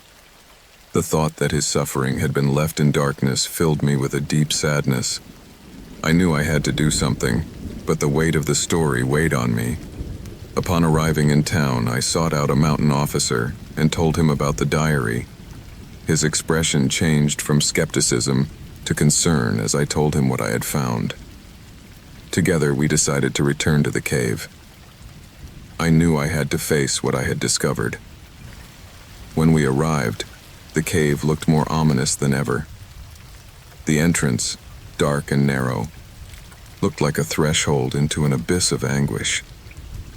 With flashlights in hand, we entered. The atmosphere was thick, and the echo of our footsteps echoed off the walls. Lucas's words kept echoing in my mind. The officer was skeptical at first, but as we began to explore, his expression became serious. We found remnants of old campsites, worn climbing gear, and most disturbingly, markings on the walls that appeared to be warning messages. It was clear that others before us had been there, looking for answers, but had only found more questions. As we moved deeper into the cave, the air became heavier. The darkness seemed to come alive, and the feeling of being watched intensified. It was as if the cave itself was alive, registering our footsteps and our emotions. Every rustle, every whisper of the wind was a reminder that we were in a place that had known human suffering. We found a room deeper in the cave. The walls were covered with markings, scribbles that seemed to be the desperate attempt to leave a trace of their existence. Luke had tried to communicate with the outside world, but his words had been trapped in the stone. It was a reminder that, despite the struggle, fighting does not always guarantee survival. The officer took notes, and together we began to gather evidence. As we did so, however, the sense of unease increased. It was as if the cave was trying to tell us something, to warn us about the dangers of the mountain. Every dark corner seemed to hold secrets we were not ready to discover. Suddenly, a noise broke the silence. A distant echo echoed through the cave. I looked at the officer and we both froze, fear gripping us. The cave seemed to come alive. The sound was repeated, and this time it was louder. It was as if someone was trying to communicate from the depths. Adrenaline flowed through my veins, and logic began to fade. Without thinking, I decided to follow the sound. Curiosity pushed me forward, and the officer followed me cautiously. Every step I took seemed to bring me closer to an unknown abyss. As we advanced, the echo grew louder, as if it were guiding us toward a hidden truth. We reached a larger chamber. The light from our flashlights illuminated a space that appeared to have been a shelter. In the center, there was a pile of tattered clothes and personal items. It was a remnant of the tragedy that had occurred here. What had once been a shelter had become a mausoleum of forgotten memories. The echo echoed once again, and this time it seemed to come from one of the walls. I approached, feeling a mixture of fear and curiosity. The wall was marked in a peculiar way, as if someone had tried to open a path. It was evident that Lucas and his companions had been looking for a desperate way out. The officer joined me, and together we began to examine the markings. It was an attempt to escape, an effort to find freedom in the midst of despair. Emotions overwhelmed me as I imagined Lucas and his friends, trapped in the cave, struggling to survive. Sadness and anger intertwined in my chest. As we continued to explore, the echoing sound became a dull roar. The cave began to shake, and fear gripped us. The stone walls seemed to close in around us. Without thinking, we began to retreat, but the exit was far away. The cave, which had once been a refuge, became a death trap. Adrenaline coursed through my veins as we raced toward the entrance. The darkness seemed to chase us, and the echo of our footsteps echoed off the walls. Every instant felt like an eternity, and a sense of panic gripped me. I couldn't let Lucas's story repeat itself. I had to escape. We reached the entrance. The sunlight greeted us with a warm embrace, but even so, the echo of the cave followed us. We had escaped, but the feeling that something had been left behind haunted me. The story of those men trapped in the mountain could not be forgotten. The officer and I sat on the ground, breathing heavily. The mountain, imposing and beautiful, seemed to mock us. There was a lesson in its silence, a reminder that nature is both a refuge and an enemy. The story of Lucas and his companions was no longer just a story in a journal. It had become part of me. As we drove away, the weight of the journal remained on my mind. I knew I had to do something to honor his memory. The mountain had witnessed his suffering, and it was my responsibility to tell his story.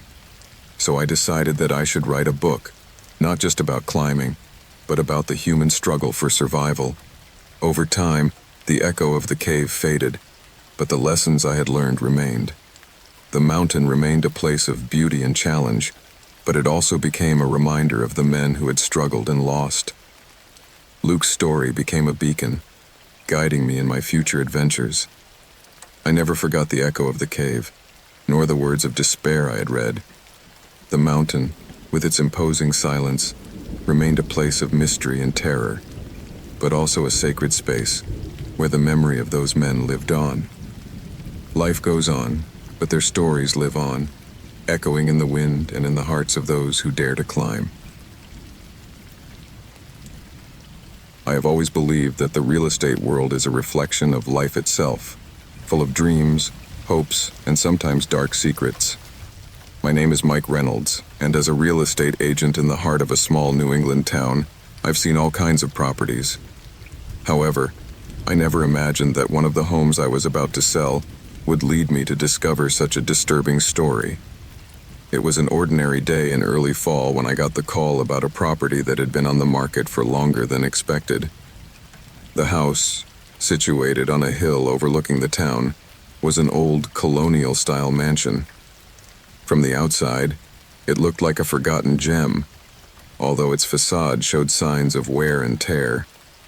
There was something about its architecture that appealed to me, but also a sense of unease that I could not ignore.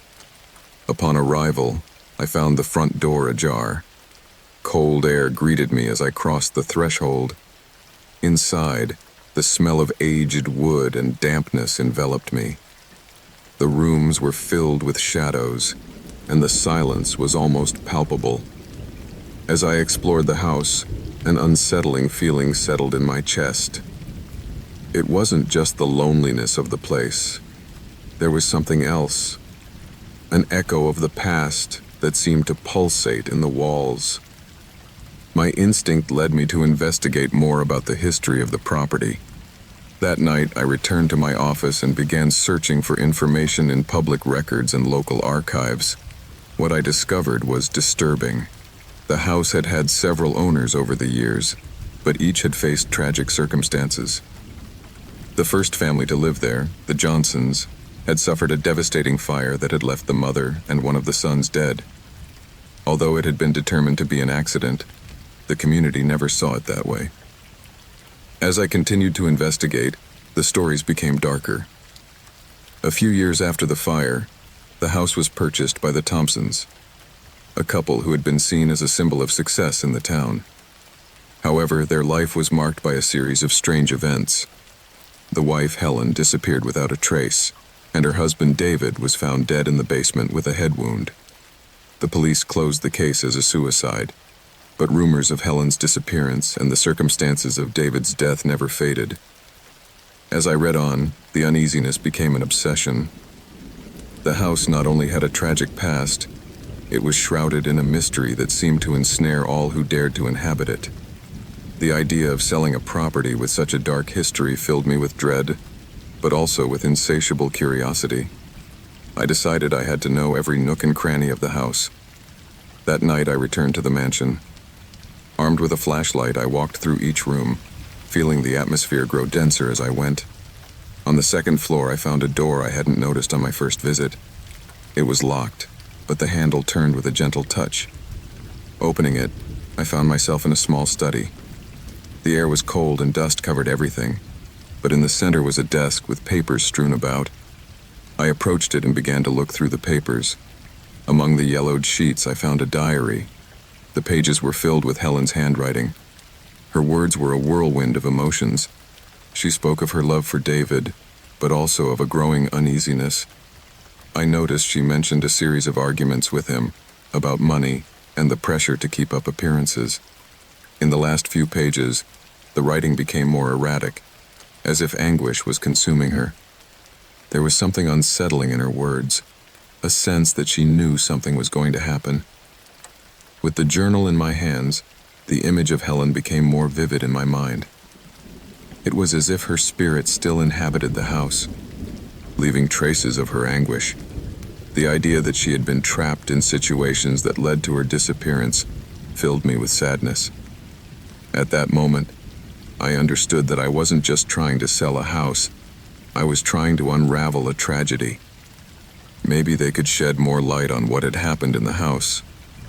The next day, I went door to door seeking information.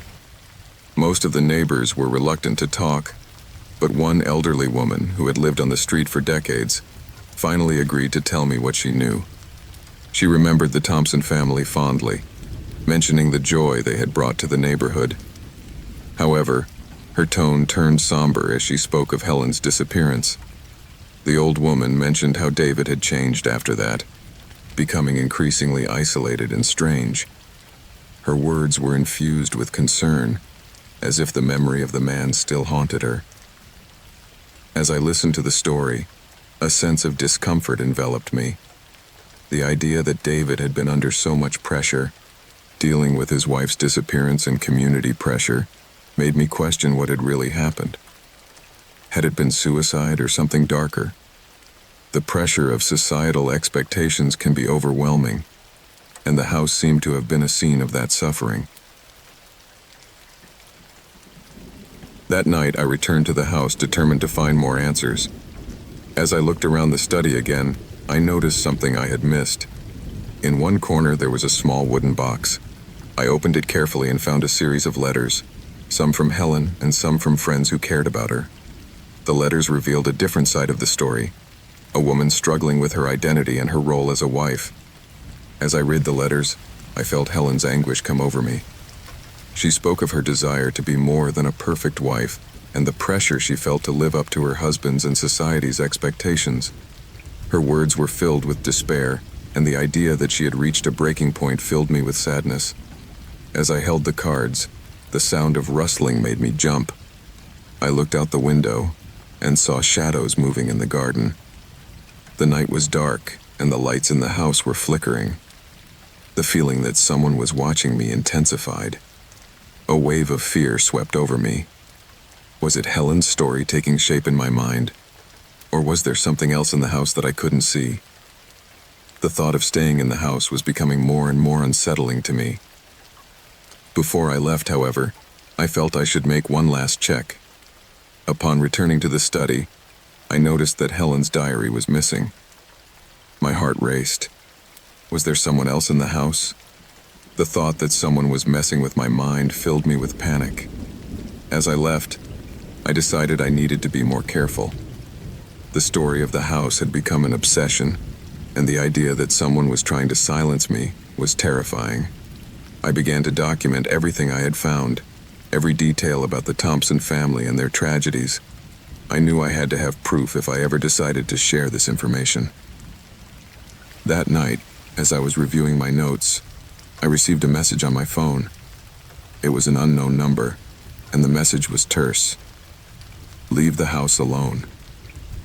Fear gripped me. Who was it? How did they know what I was doing? The threat was clear, and the feeling that I was being watched intensified. The next day, I decided I had to talk to the authorities. I could no longer carry this information without doing anything about it.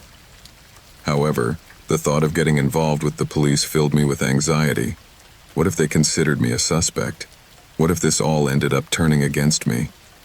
Despite my misgivings, I managed to contact a local detective. Upon meeting with him, I laid out everything I had discovered. His gaze became grave, and the air became thick. He listened attentively, but I couldn't help but feel that I was putting my life in danger. The detective promised to investigate, but doubt settled in me. Was I doing the right thing? Days passed and the tension in my chest did not ease. The house remained a maze of secrets, and the thought that Helen and David's story might remain unresolved haunted me. The pressure intensified when I learned that the detective had found more information about Helen's disappearance. There were records of a last call made to a friend, in which she mentioned that she felt trapped and was planning to run away. The thought that Helen had come so close to escaping filled me with sadness. The pressure of life in that house had been unbearable, and her struggle to break free echoed in my mind. However, the search for answers was also leading me into a dark abyss. The house, with its violent past and unresolved secrets, was beginning to take over my life. One night, as I was reviewing my notes again, I felt the atmosphere in my apartment become oppressive. The air was heavy, and the feeling of being watched returned with a vengeance. I decided to go for a walk, trying to clear my mind. However, as I walked through the empty streets, I felt someone following me. Every time I turned around, no one was there, but the feeling of being in danger intensified. When I returned home, I found a note on my door. It was handwritten and said, "Leave the house and forget Helen." The threat was clear. The thought that someone was willing to hurt me for discovering the truth filled me with panic. What had I unleashed? What secrets was I about to reveal? The pressure was becoming unbearable, and I could not allow the fear to paralyze me. That night, I returned to the mansion, determined to confront my fears. Armed with a flashlight and my notes, I walked through each room, feeling that each step brought me closer to the truth. Upon reaching the basement, an uneasy feeling enveloped me. The darkness was thick, and the cold air cut into my skin. I began to explore, searching for answers. It was then that I found a door hidden behind a bookshelf. I pushed it open with a creak. Stepping inside, I found myself in a small room, full of dust and cobwebs. In the center was a table with documents scattered about. As I approached, I noticed that they were financial records. My hands were shaking as I went through each sheet.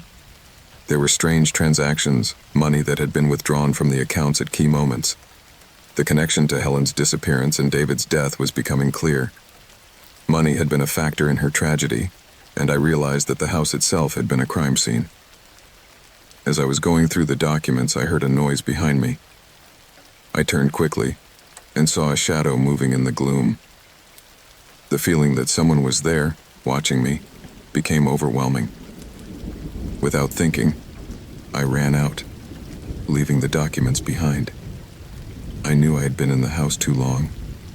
As I stepped out onto the street, the fresh air hit me in the face.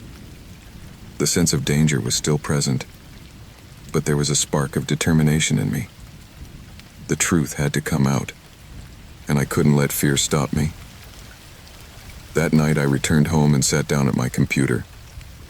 I began to write a detailed report on everything I had found, including the financial records. The next day, I decided to take the information to the police. Although fear still gripped me, I knew I had to do it.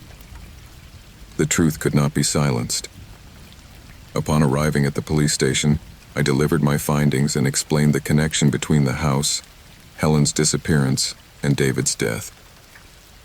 The detective who had been following the case greeted me with a more serious air than ever. He listened to me attentively, and his expression became grave.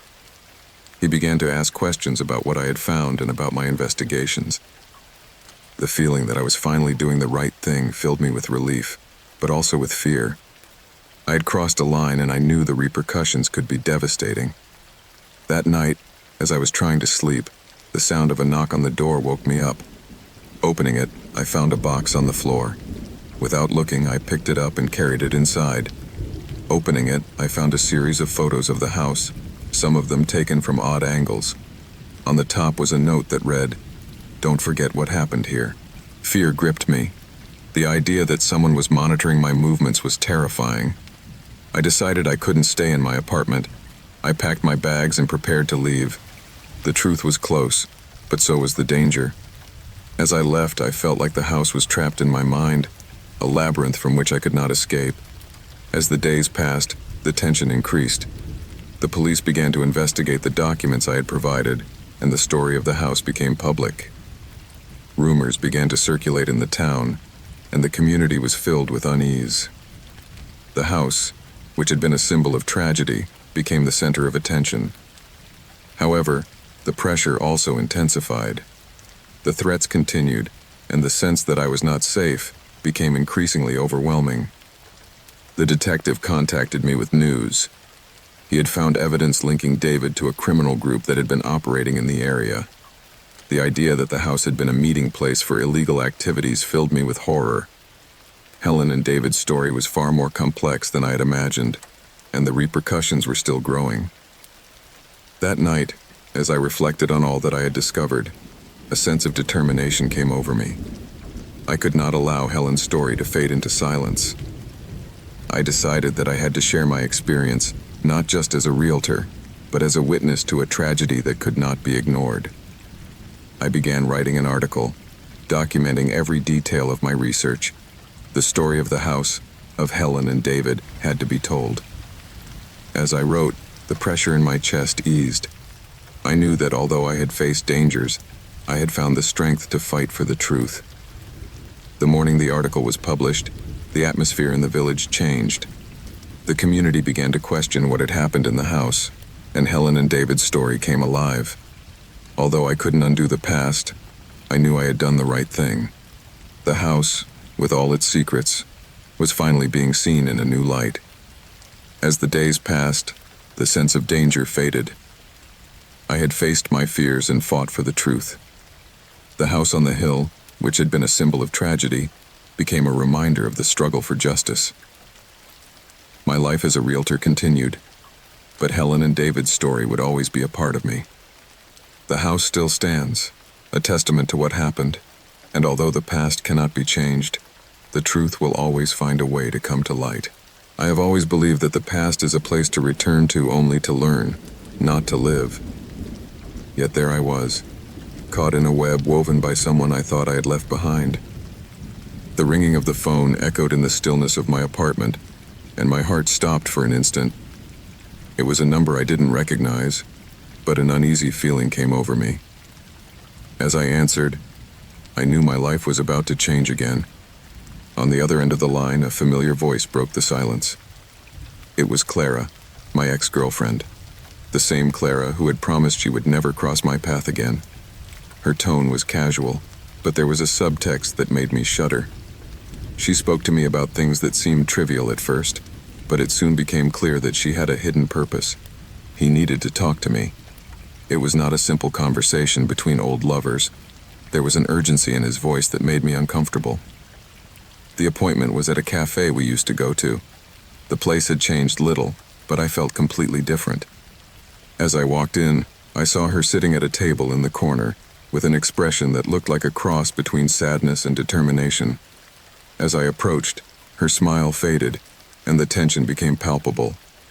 Clara had been an important part of my life, but she had also been the source of many of my nightmares. The cafe began to fill with people, but the noise became a distant echo. Clara explained that she had been working in a new city and had returned to close a chapter in her life. However, what began as a talk about the past quickly veered into something much darker. As his words became intertwined with details of his life, I sensed that something wasn't right. It was as if he was being evaluated, and not in a friendly way. That's when he blurted it out. Clara had found something that could ruin me. The feeling of betrayal hit me like a fist in the stomach. She explained to me with an eerie calmness that she had kept things from our relationship, things I never wanted known. Photographs, messages, evidence of moments I'd rather forget. And now, she was willing to use it against me if I didn't comply with her demands. The world around me faded away. I couldn't process what I was hearing. Clara had been a person with whom I had shared my dreams, my fears, and now she had become a threat. She asked me for a sum of money, something I knew I couldn't pay without consequences. The idea that someone could have that much power over me was terrifying. The rain began to fall heavily, pounding against the windows of the cafe like a distant drum. Clara continued to speak, but her words became a whisper. All I could think about was how it had come to this point. The relationship had ended for reasons I had considered definitive.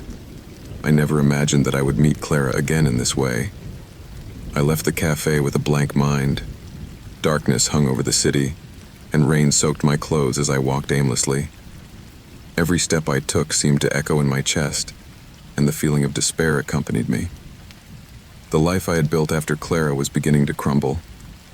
I decided I needed a plan. I started researching, looking for information on how to deal with blackmail. There were online forums full of testimonials from people who had been in similar situations. I immersed myself in those stories, looking for a spark of hope.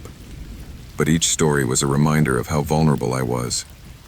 The next week was a whirlwind. The threat of Clara loomed over me like a dark cloud. Every time my phone rang, my heart raced. I knew I couldn't let fear dictate my actions. I decided to confront the situation head-on. I called a lawyer, explaining the situation. He was sympathetic, but his answer was clear. I had to be careful and gather evidence. I started documenting everything. I saved every message, every email, every call. Paranoia took hold of me. I began to look over my shoulder, to feel that Clara was always lurking, ready to strike the next blow. Everyday life became a burden. My friends noticed the change in my behavior. They tried to help me, but I couldn't open up to them. Shame and fear held me captive. The day came for our next meeting. Clara had insisted on seeing us again. She chose a park, an open space that felt less threatening. However, upon arrival, the tension was palpable. Clara was smiling, but her eyes seemed cold and calculating. I sat on a bench, feeling the weight of the conversation I was about to have. She began to talk about what her life had been like since we parted ways, but her words were just a cover. What she really wanted was to reassert her control over me. She showed me pictures she had kept, memories of moments she had wanted to forget.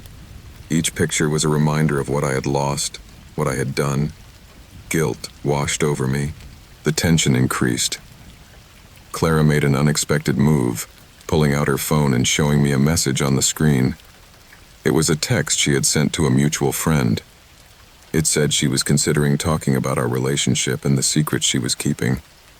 My heart sank. I was ready to drag others into this cruel game. At that moment, something changed in me. Despair turned to rage. I could not allow Clara to continue her manipulation. I looked her in the eye and told her that I was not going to give in to her demands. Her reaction was unexpected. The smile disappeared from her face, and in its place, I saw a mixture of surprise and anger. It was as if I had unleashed a storm inside her. The words flowed from my mouth. I told him about how I had changed, about how I had learned to let go of the past. But instead of daunting her, it seemed to have ignited something inside her. Clara got up from the bench and began to walk. I followed her, feeling that every step she took was a step into an unknown abyss. As we walked, I noticed that the rain was starting to fall again. It was as if the sky was reflecting our tumultuous conversation. Clara stopped at a secluded spot in the park where the trees hid the view of passers-by. She looked around and then looked into my eyes. At that moment, I understood that there was a side of her I had never seen before, The tension was palpable. Clara began to talk about her own fears, about how she had felt lost after our breakup. It was an unexpected confession, but still, I couldn't trust her. Her vulnerability was a disguise that hid her true intentions, but there was something in her tone that made me doubt. Maybe, just maybe, there was a glimmer of humanity in her. The rain intensified, drenching us both. Clara hugged herself, and in that moment, her facade cracked. I realized that despite everything, there was a part of me that still cared about her. The relationship we'd had been real, albeit full of shadows, but that didn't change the fact that she was blackmailing me. I decided I had to get out of the situation. I told her that I couldn't go on like this, that I wasn't going to let her past drag us both down. Clara, upon hearing me, seemed to lose control. She started to scream, her words mixed with the sound of the rain. People in the park began to stare at us, and their fury became a spectacle. I felt the situation becoming dangerous. I couldn't let this turn into a public scandal. I took her by the arm and led her towards the exit of the park. As we walked, the tension continued to build. Clara tried to break free, but I held her firmly. I couldn't let her desperation drag me down. As we left the park, the rain had begun to let up. Clara stopped and looked at me with a mixture of anger and pain. It was clear that her control was fading. In that instant, her gaze turned dark, as if she was angry with herself. Her vulnerability had turned to fury, and I knew I had to act with caution. I walked back to my car with my heart in my throat. The rain had left puddles on the ground, and the city seemed shrouded in a blanket of sadness. Clara had lost control, and I knew her next move could be unpredictable. I returned to my apartment, feeling that the air was heavier than ever. The feeling that the storm was not yet over accompanied me. Hours passed, and anxiety took hold of me. I knew Clara would not stop. As I sat in my living room, the shadows seemed to lengthen, and every sound made me jump. I decided I had to take control of the situation. I couldn't let her blackmail define me. I called my lawyer again and explained the situation. His advice was clear. I had to gather all the necessary evidence and be prepared to act. The night became a mixture of insomnia and paranoia. Every noise in the building made me feel that Clara was close by, ready to strike the next blow. I began to plan how I could protect myself and at the same time dismantle her control over me. Days passed, and although the fear was still present, I decided to act. I began to collect evidence of everything I had talked to Clara about, saving every message and photograph I had. The thought of facing it all gave me a spark of determination. I knew I couldn't let her game become my reality. One day I received an unexpected message from Clara. She said she wanted to talk again, but this time in a more private place. My instinct told me I shouldn't go, but curiosity and the need to close this chapter pushed me to do it. We agreed to meet at a bar away from the city, a place where no one knew us. When we arrived, the atmosphere was somber. The dim light and the murmur of conversation created an atmosphere of tension. Clara was already there, sitting in a corner. Her expression was more serious than before. As I approached, I sensed that the meeting could be decisive. Clara began to talk about how she felt trapped. Her words were a mixture of regret and frustration, but I knew it was all part of her game. I looked into her eyes, searching for any hint of sincerity. We talked about the past, about our relationship, but every word she spoke was a reminder of her power over me. When the conversation came to a head, I decided it was time to act. I told her I was willing to talk, but I was not going to give in to her demands. Clara tensed, and I could see her facade begin to crumble. Anger began to show on her face, and I knew the situation was about to explode. At that instant, instead of letting my anger get the better of me, I decided to do something unexpected. I told him about my life, about the changes I had made, about how I had learned to overcome my demons. His expression changed, and I saw a flash of confusion in his eyes. It was as if he couldn't understand how I had gone from being his victim to being his equal. The conversation became tense. Clara began to talk about how she had felt lost since our separation, but as she spoke, her tone became more threatening. I warned her that her behavior was dangerous, that she was playing with fire. Her gaze hardened, and her smile faded. It was clear that she was not willing to give up. The confrontation came to a head. Clara accused me of not having done anything to help her in her time of need, but I knew I couldn't let her manipulation get to me. I looked her in the eye and told her I couldn't go on like this. She was responsible for her own decisions, and she couldn't carry the weight of her past. At that moment, Clara stood up, furious. The atmosphere became electric, and the tension was palpable. People around us began to stare, and I knew I was on the verge of an outburst.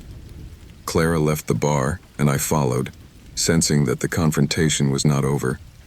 Once outside, the rain had begun to fall again. Clara turned to me, her eyes full of fury. It was a decisive moment, but instead of letting the fury get the better of me, I decided to speak from a place of honesty. I told her I was willing to help her, but not at the cost of my own life. Clara seemed to hesitate for a moment. The storm around us mirrored the chaos inside her, but instead of relenting, her face turned dark. I realized I was losing control, and I knew I had to prepare myself for anything. In the blink of an eye, Clara took a step back, as if reconsidering her next move. The rain was still falling, and the tension between us was intense. But at that moment, I decided I couldn't let her fear control me. I told him I was ready to leave it all behind, that I couldn't go on living like this. It was time to break the chains that kept us trapped in each other. Clara looked at me, and in her eyes I saw a mixture of anger and vulnerability. It was a moment of truth, and I knew I had to be brave. I told her I wasn't going to be her victim anymore. I looked into her eyes and saw her anger begin to fade. It was a subtle change, but a significant one. Clara let out a deep sigh. The rain continued to fall, and in that moment, I understood that there was a path to freedom. As we looked at each other, I felt the storm begin to subside. Maybe, just maybe, there was a chance for both of us to put the past behind us. With my heart pounding in my chest, I took a step forward. The decision to let go of fear and anger was an act of courage. Clara, noticing my determination, seemed to take a step back. The internal struggle I had been waging was becoming apparent. Instead of trying to push me into the abyss, she seemed to be considering a new path. The rain continued to fall, but I felt the chains that bound us were beginning to break. It was a time of transformation, and I knew I had to be brave. Life was full of uncertainties, but in that instant, the possibility of a new beginning was becoming clearer. As the storm faded, I understood that the past would never disappear completely, but I had the power to decide how it would affect my future. With one last glance at Clara, I knew that we both had to move forward, even if it was in opposite directions. The storm had passed, and although the scars of the past were still visible, the light of the future was beginning to shine. The life of a banker may seem, at first glance, to be a paved road to success. People looked at me with admiration as I glided through the bank's elegant offices. However, behind that facade of confidence and prosperity, there was a dark world that I was just beginning to glimpse. My name is Martin, and what I discovered in the gloom of the financial system would forever change my perception of morality and loyalty. It all started one ordinary morning when a series of audit reports landed on my desk. They were routine documents, but something about them struck me as odd. The figures didn't add up, and there were transactions that didn't seem to make sense. My instinct told me there was something else behind the numbers. I began to investigate in my spare time, going through every file, every account, every transfer. As I dug deeper into the numbers, the sense of unease grew. The transactions were linked to offshore accounts, and the names that appeared were unusual, but not necessarily alarming. However, as I cross-referenced data with other sources, it all began to fit together. A complex money laundering network connecting our bank to shell companies and faceless individuals. The first time I was able to connect the dots, a shiver ran down my spine.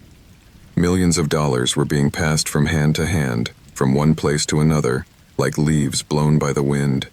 Each transaction seemed harmless, but together they formed a web that concealed something much darker. I knew I had to act, but fear settled in me like a parasite, eating away at my resolve. As I continued to investigate, I began to feel the pressure of my surroundings. My colleagues, who until then had been friends, seemed to change. Their gazes became elusive, and some conversations stopped abruptly when I approached. The atmosphere in the office became tense, as if an impending storm was looming over us.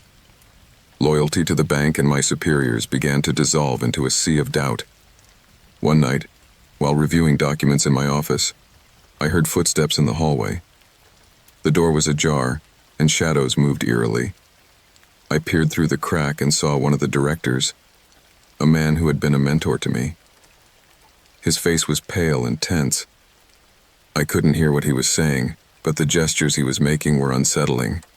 It was clear that he was involved in something he didn't want me to know about.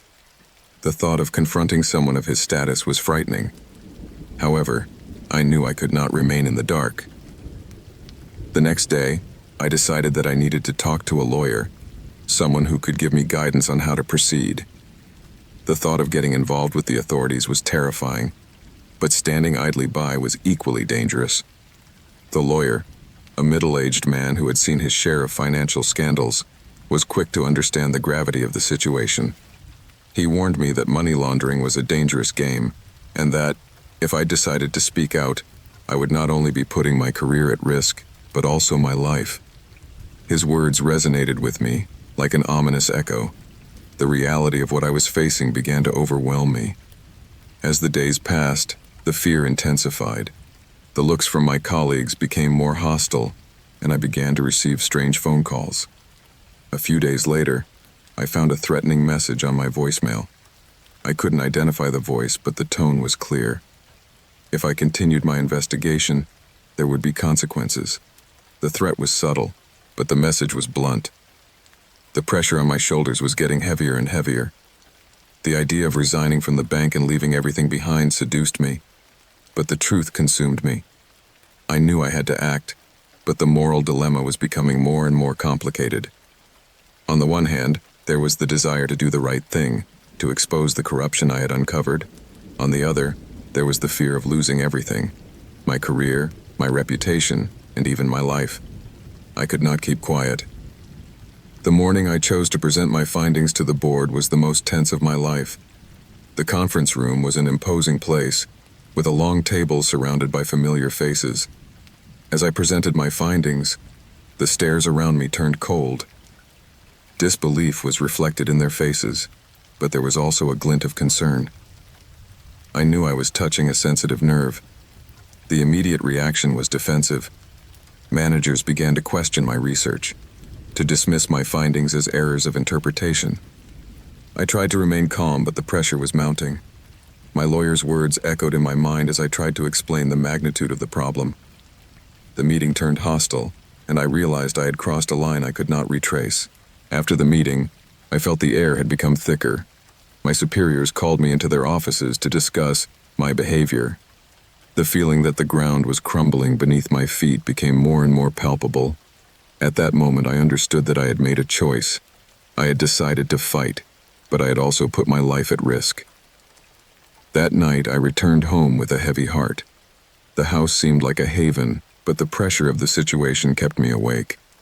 The thought of being watched tormented me. I could not allow myself to be caught unawares. I decided I had to gather more evidence, something that could support my accusations more firmly. Over the next few weeks, I immersed myself in work, reviewing documents, emails, and any information that could help me. The tension in the office was mounting, and the stares from my colleagues were becoming more suspicious. Every day I felt that time was running out and that I had to act before it was too late. One night, while going through the mails, I found a message that made me stop. It was an email from an unknown address, but as I opened it, my heart stopped. It contained information about a secret agreement between the bank and a criminal organization. The numbers were chilling, and the implications were terrifying. I knew this could be the proof I needed. With the document in my hand, I headed for the lawyer's office. As I arrived, I noticed the tightness in my chest intensify. The attorney listened to my findings carefully, and his expression became grave. He advised me not to share the information with anyone else, to keep my head down, and to plan a strategy. At that moment, something changed in me. The fight for the truth became an obsession. I began to gather more information, more and more determined to expose the corruption I had uncovered. However, the pressure was also mounting. The threats intensified, and I began to receive unexpected visits. There was a constant feeling that I was being watched. One night, as I was returning home, I noticed a car following me. Adrenaline coursed through my veins. The feeling of being hunted was terrifying. I accelerated, trying to lose the vehicle, but it followed me for several kilometers. Finally, I managed to lose it in an alley, but the fear did not fade. I realized that I had crossed a line of no return.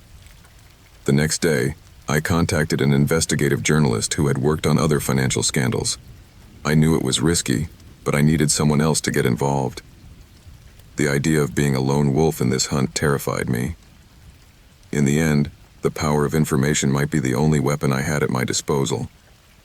The journalist showed interest in my findings and agreed to meet with me. We decided to meet at a cafe far from the city, where we could talk in peace. When I gave him the information, I could see his surprise and determination. I felt relieved, as if a heavy burden had been lifted from my shoulders. However, the feeling that danger was near never left me. As the reporter began to investigate, the pressure mounted. I began to receive threatening phone calls, and my colleagues seemed more hostile. The atmosphere at the bank became increasingly toxic. My superiors began to investigate my movements, looking for any excuse to get rid of me. One afternoon, while I was reviewing documents in my office, one of the directors came in. His gaze was cold, and his smile was fake. He started asking questions about my work and my recent absences. The feeling that I was being watched intensified. I knew I should exercise caution, but the adrenaline was also pushing me forward. That night, as I was driving home, I noticed that the car that had followed me earlier was behind me again. Anxiety overcame me and I accelerated. However, the car also increased speed, and I soon realized that I would not be able to escape. In a moment of desperation, I took a detour onto a side street trying to lose the pursuer. When I finally stopped, the car disappeared into the darkness. Arriving home, the feeling that something was wrong enveloped me. I decided I had to be more careful. I began to store the information in a safe place, out of reach of anyone who might try to silence me. However, the pressure continued to mount, and the idea that my days were numbered became more palpable. A week later, the journalist contacted me. He had obtained evidence to back up my accusations, and was ready to publish an article. The news would be public in a matter of days, and adrenaline was coursing through my veins. However, I was also feeling deep anxiety. I knew this would trigger a backlash. That night, as I was reviewing the details of the article, I received an anonymous text message. It said I should keep my mouth shut, that I was playing with fire. The threat was clear. Fear gripped me, and the thought that my actions could put my family at risk filled me with panic. Despite the fear, I decided I could not back down. The truth had to come out. The morning the article was published, the atmosphere at the bank was electric. The looks on my colleagues' faces were of disbelief and fear. I knew I had crossed a line, and that the repercussions would be devastating. The news began to spread, and the pressure mounted. The board of directors met immediately, and my name was mentioned with disdain. The feeling that my career was on the line became apparent. I knew I should prepare for the worst, but I also felt a deep sense of relief. The truth, though terrifying, had been revealed. That night, as I tried to sleep, the sound of a knock on the door woke me. My heart stopped. I knew I could not ignore the situation. Opening the door, I found an envelope on the floor. Without looking, I picked it up and opened it. Inside was a picture of my family, with a message that said I should drop everything and run away. Fear gripped me. I realized I had crossed a line of no return. I could not allow my family to suffer the consequences of my decisions. The idea of running away became an option. However, the feeling that I had to face my demons was still present. It was a consuming dilemma. I had to act immediately. I packed my bags, packed my essentials, and prepared to leave. As I looked around, I felt a mixture of sadness and determination. I had fought for the truth, but the cost was too high. As I left the house, the cold night air embraced me, and the darkness became my ally. As I drove, adrenaline coursed through my veins. The thought of leaving everything behind was terrifying, but also liberating. I knew I had to be alert, that danger could be lurking around every corner. The road stretched out in front of me, and the feeling that I was leaving a part of me behind became more intense. Eventually, I found myself in a remote place, where shadows were my only companions. The life I had known was fading, and the truth I had struggled to reveal remained an echo in my mind. The struggle for truth was a lonely path, but it was also a necessary one. As the days passed, the fear slowly faded. I had learned to live with the anxiety, but the feeling that the past might catch up with me never went away. The history of the bank and its secrets remained vivid in my memory, like a labyrinth from which I could not escape. I could not allow the story to end in silence. I began to write about my experiences, documenting every detail of the money laundering scheme and the internal struggle I had faced. I knew that my voice could be a beacon for others facing similar situations. The story I had lived became a testament to the struggle for truth.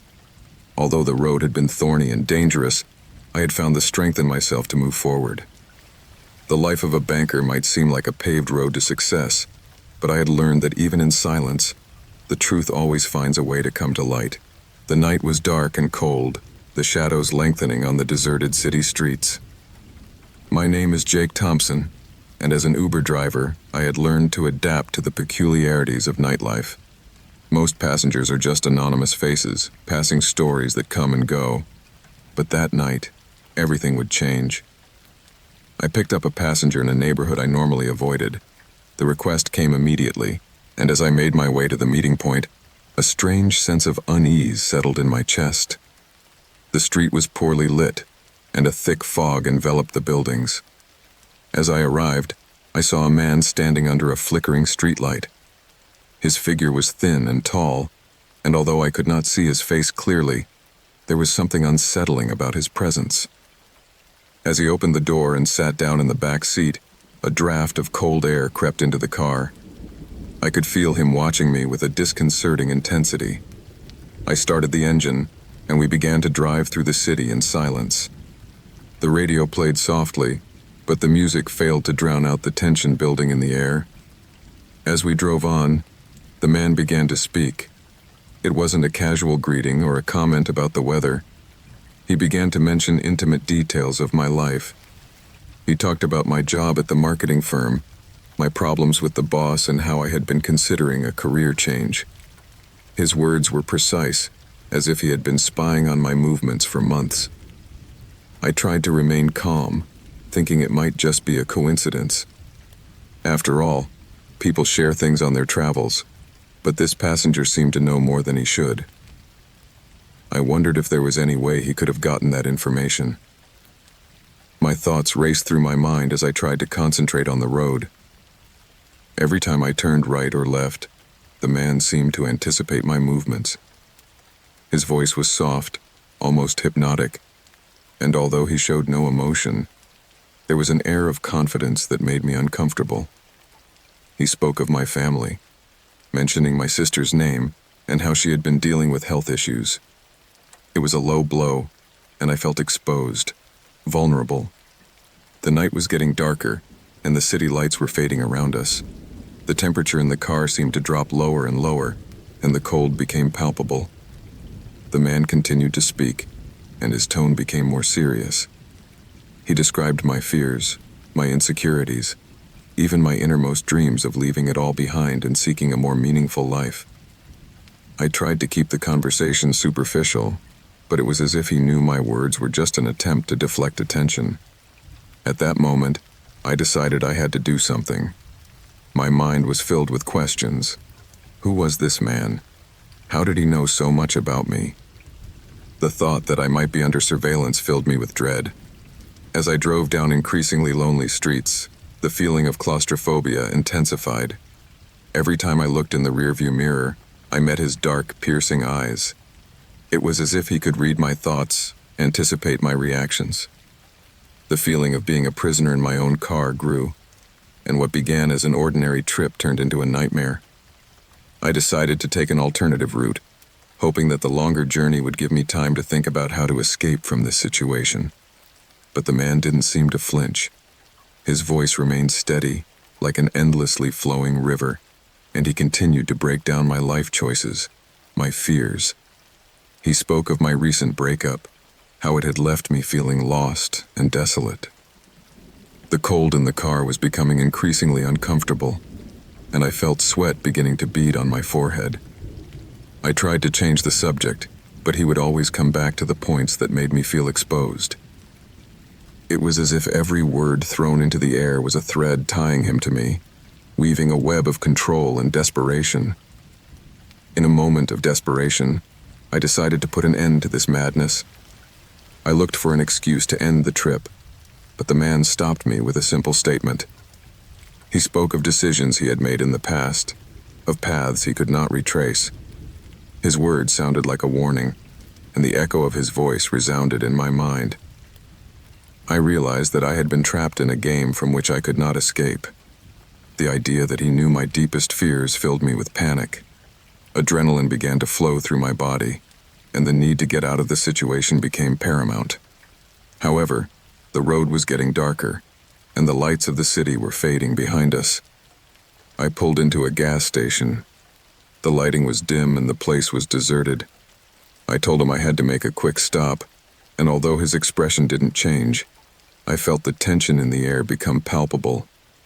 I got out of the car, desperately looking for a place to escape to. As I drove away, the cold became an ally. I ran toward the entrance of the store, and the sound of the door opening echoed in the night. I turned to look through the window. The man was still sitting in the car, motionless. His gaze did not leave me, like a predator stalking its prey. The gas station attendant looked at me curiously. I tried to act normal, but anxiety consumed me. I asked him if I could use his phone. While I waited, I checked my phone and saw that I had several missed message notifications. They were from my sister, worried about me, asking if I was okay. The reality of my situation became clearer, and I understood that I had to get out of this nightmare. When the clerk handed me the phone, I dialed the police number. As I explained the situation, I looked outside. The man was still there, unmoving. The conversation became more urgent, and as he spoke, I felt fear take hold of me. The police promised to send someone, but the wait felt endless. I heard the sound of a siren in the distance. The blue light began to illuminate the area, and the man in the car realized he was being watched. However, instead of running away, he remained seated, as if waiting for the outcome of this whole situation. The officers arrived and asked me what had happened.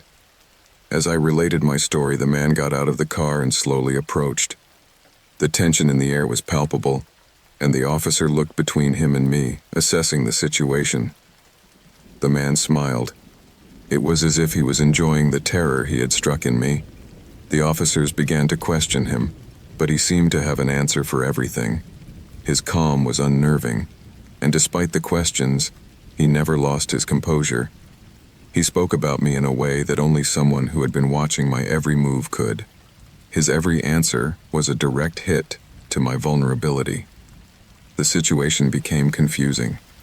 As the officers tried to unravel what was going on, the man continued to talk about my life, my decisions, and my failures. It was a chilling representation of my own insecurity, and I felt the ground melt away beneath my feet.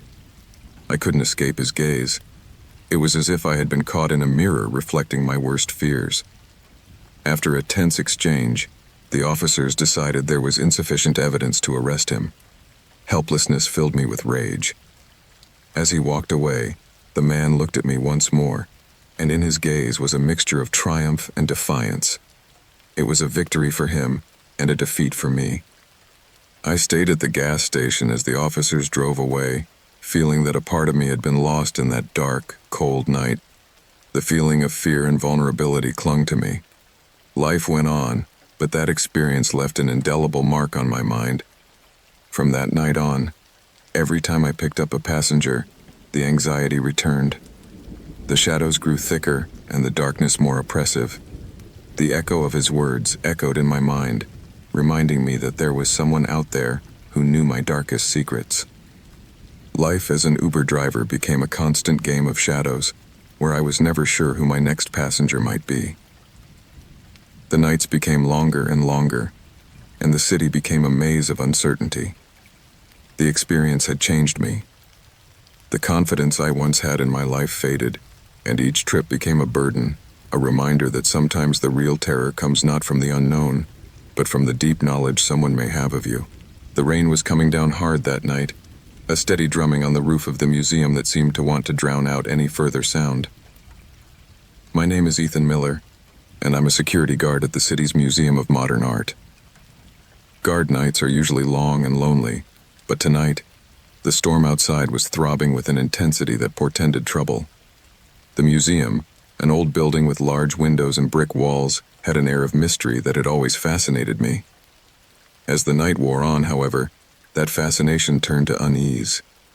The lights flickered intermittently due to the storm, and the darkness seemed to want to penetrate even the most illuminated corners of the gallery.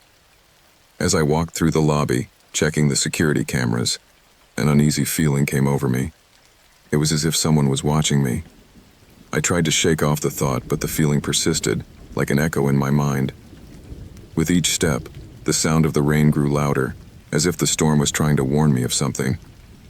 My usual round began on the second floor, where the museum's most valuable works were on display. Among them was The Lady in Blue, a painting by a famous contemporary artist that had attracted the attention of collectors and critics. That night, the work was guarded by a security glass case that he believed was impenetrable. As I checked the camera screen, I noticed movement in the north wing of the museum. The image distorted for a moment and then stabilized. I approached the screen with curiosity, and to my surprise, saw a masked figure slipping into the shadows. My heart was pounding as I tried to process what I was seeing. It couldn't be. A thief in a museum? The idea was absurd to me, but the image was clear. In the back of my mind, I knew I should alert the police, but adrenaline pushed me to keep going. I walked toward the north wing cautiously, feeling the pressure building in my chest. The rain was still falling, and the wind howled like a distant wail. It was a perfect night for a robbery. When I reached the exhibition area, the tension was palpable. The display case containing The Lady in Blue glowed dimly under the lights. Everything seemed in order, but the masked figure was no longer on display. The silence was overwhelming, and a shiver ran down my spine. I decided to look around me, searching for any sign of the thief's presence. As I moved forward, the rain continued to pound on the windows, creating an eerie murmur. I stopped in front of the display case, making sure everything was in place. It was then that I heard a sound behind me, a slight creaking sound, as if someone had stepped on one of the tiles in the hallway. I turned quickly, but there was no one in sight. My heart was pounding as I approached the entrance to the north wing. As I peered in, my eyes widened in horror. A group of 3 individuals, all masked and dressed in black, were inside the museum, tampering with the painting case. I was paralyzed. I could not believe what I was seeing. They were experts, moving with a speed and precision that took my breath away. Without thinking, I stepped back and sought shelter behind a column. Adrenaline filled me with energy. I knew I had to do something, but the thought of confronting them filled me with dread. As I hid, I watched as one of them pulled out an electronic device and deactivated the alarm on the display case. Time seemed to stand still as reality crumbled around me. Just as I was reaching for my radio to alert the police, the thieves managed to open the display case. My stomach twisted as I watched one of them lift up The Lady in Blue with an almost religious reverence. The painting, which had taken years to reach the museum, was about to disappear into the darkness. At that instant, I understood that I could not stand idly by. I had to act. With a last glance at the painting, I headed for the north wing exit, trying to move as stealthily as possible. The storm was still raging outside, and the sound of the rain drowned out my footsteps. When I reached the lobby, I grabbed the radio and, my voice trembling, alerted the security center about the robbery in progress. The response was swift, and I was told to send a patrol car as soon as possible. As I waited, I looked back toward the north wing. The thieves were still working, but time was running out. The paint was already wrapped in black cloth, and the men began to move with more urgency. The rain was intensifying, and each knock against the windows seemed a reminder of the gravity of the situation. Suddenly, I heard a deafening noise. A bang echoed from the north wing, followed by a muffled scream.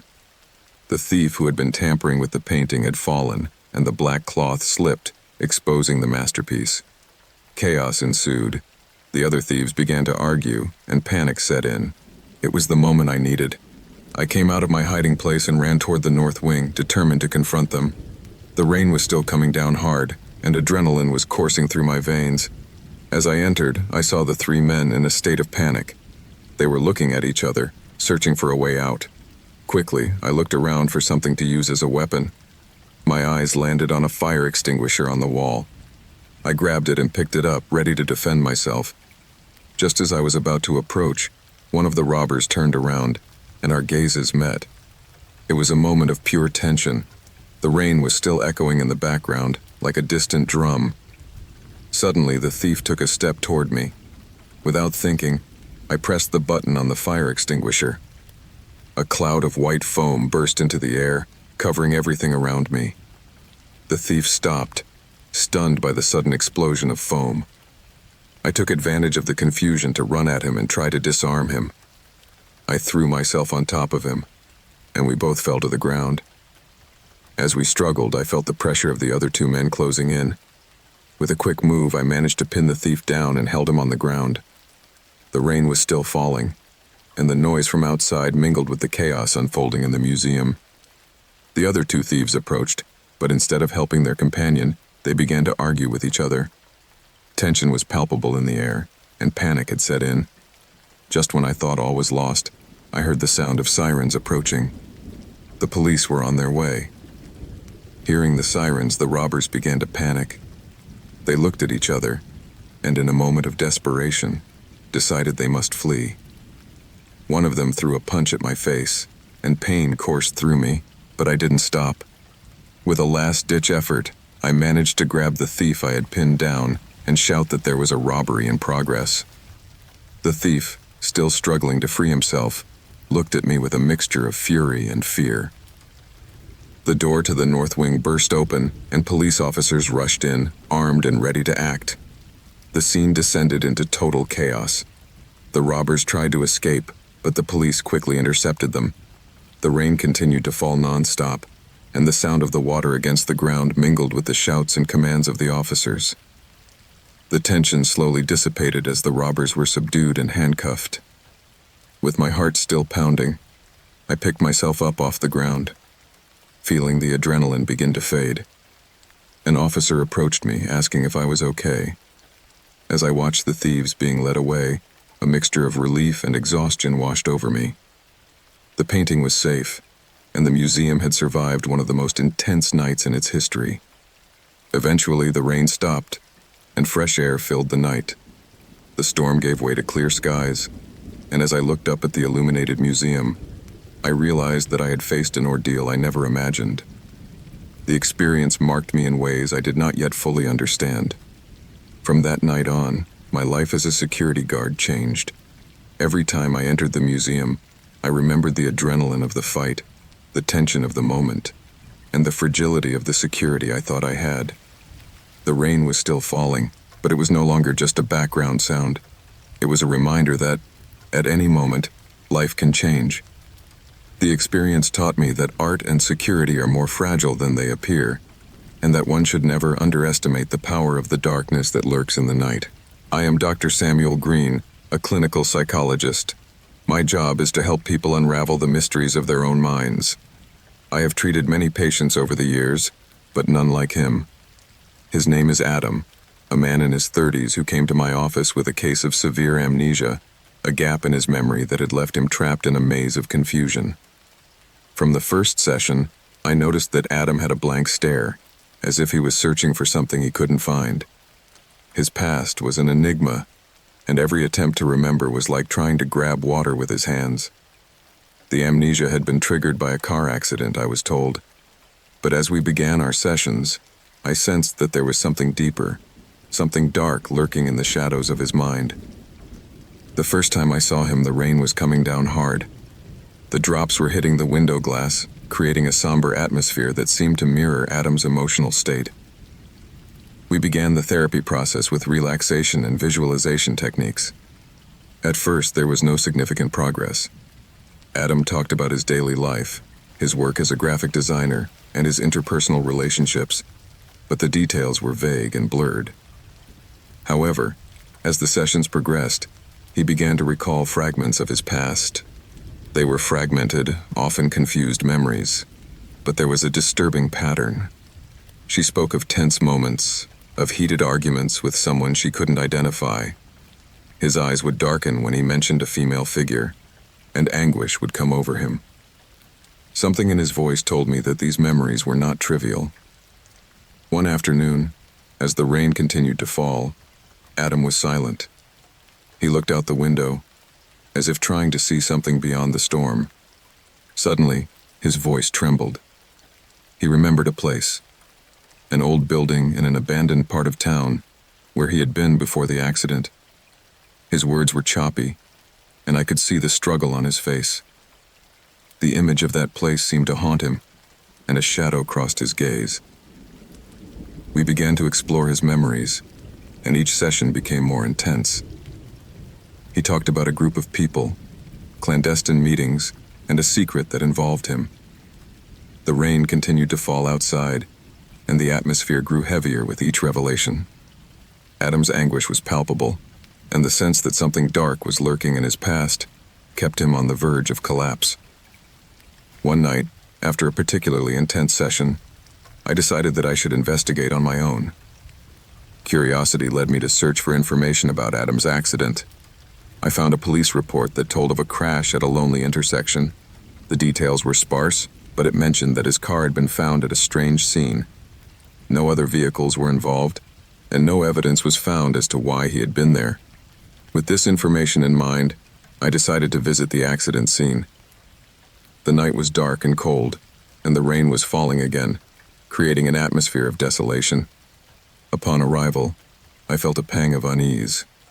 The intersection was deserted, and the street lights flickered dimly. As I scanned the area, I noticed an old building at the end of the street, the same one Adam had mentioned. I approached it, and something inside me told me I should go inside. The door was ajar, and a shiver ran down my spine as I crossed the threshold.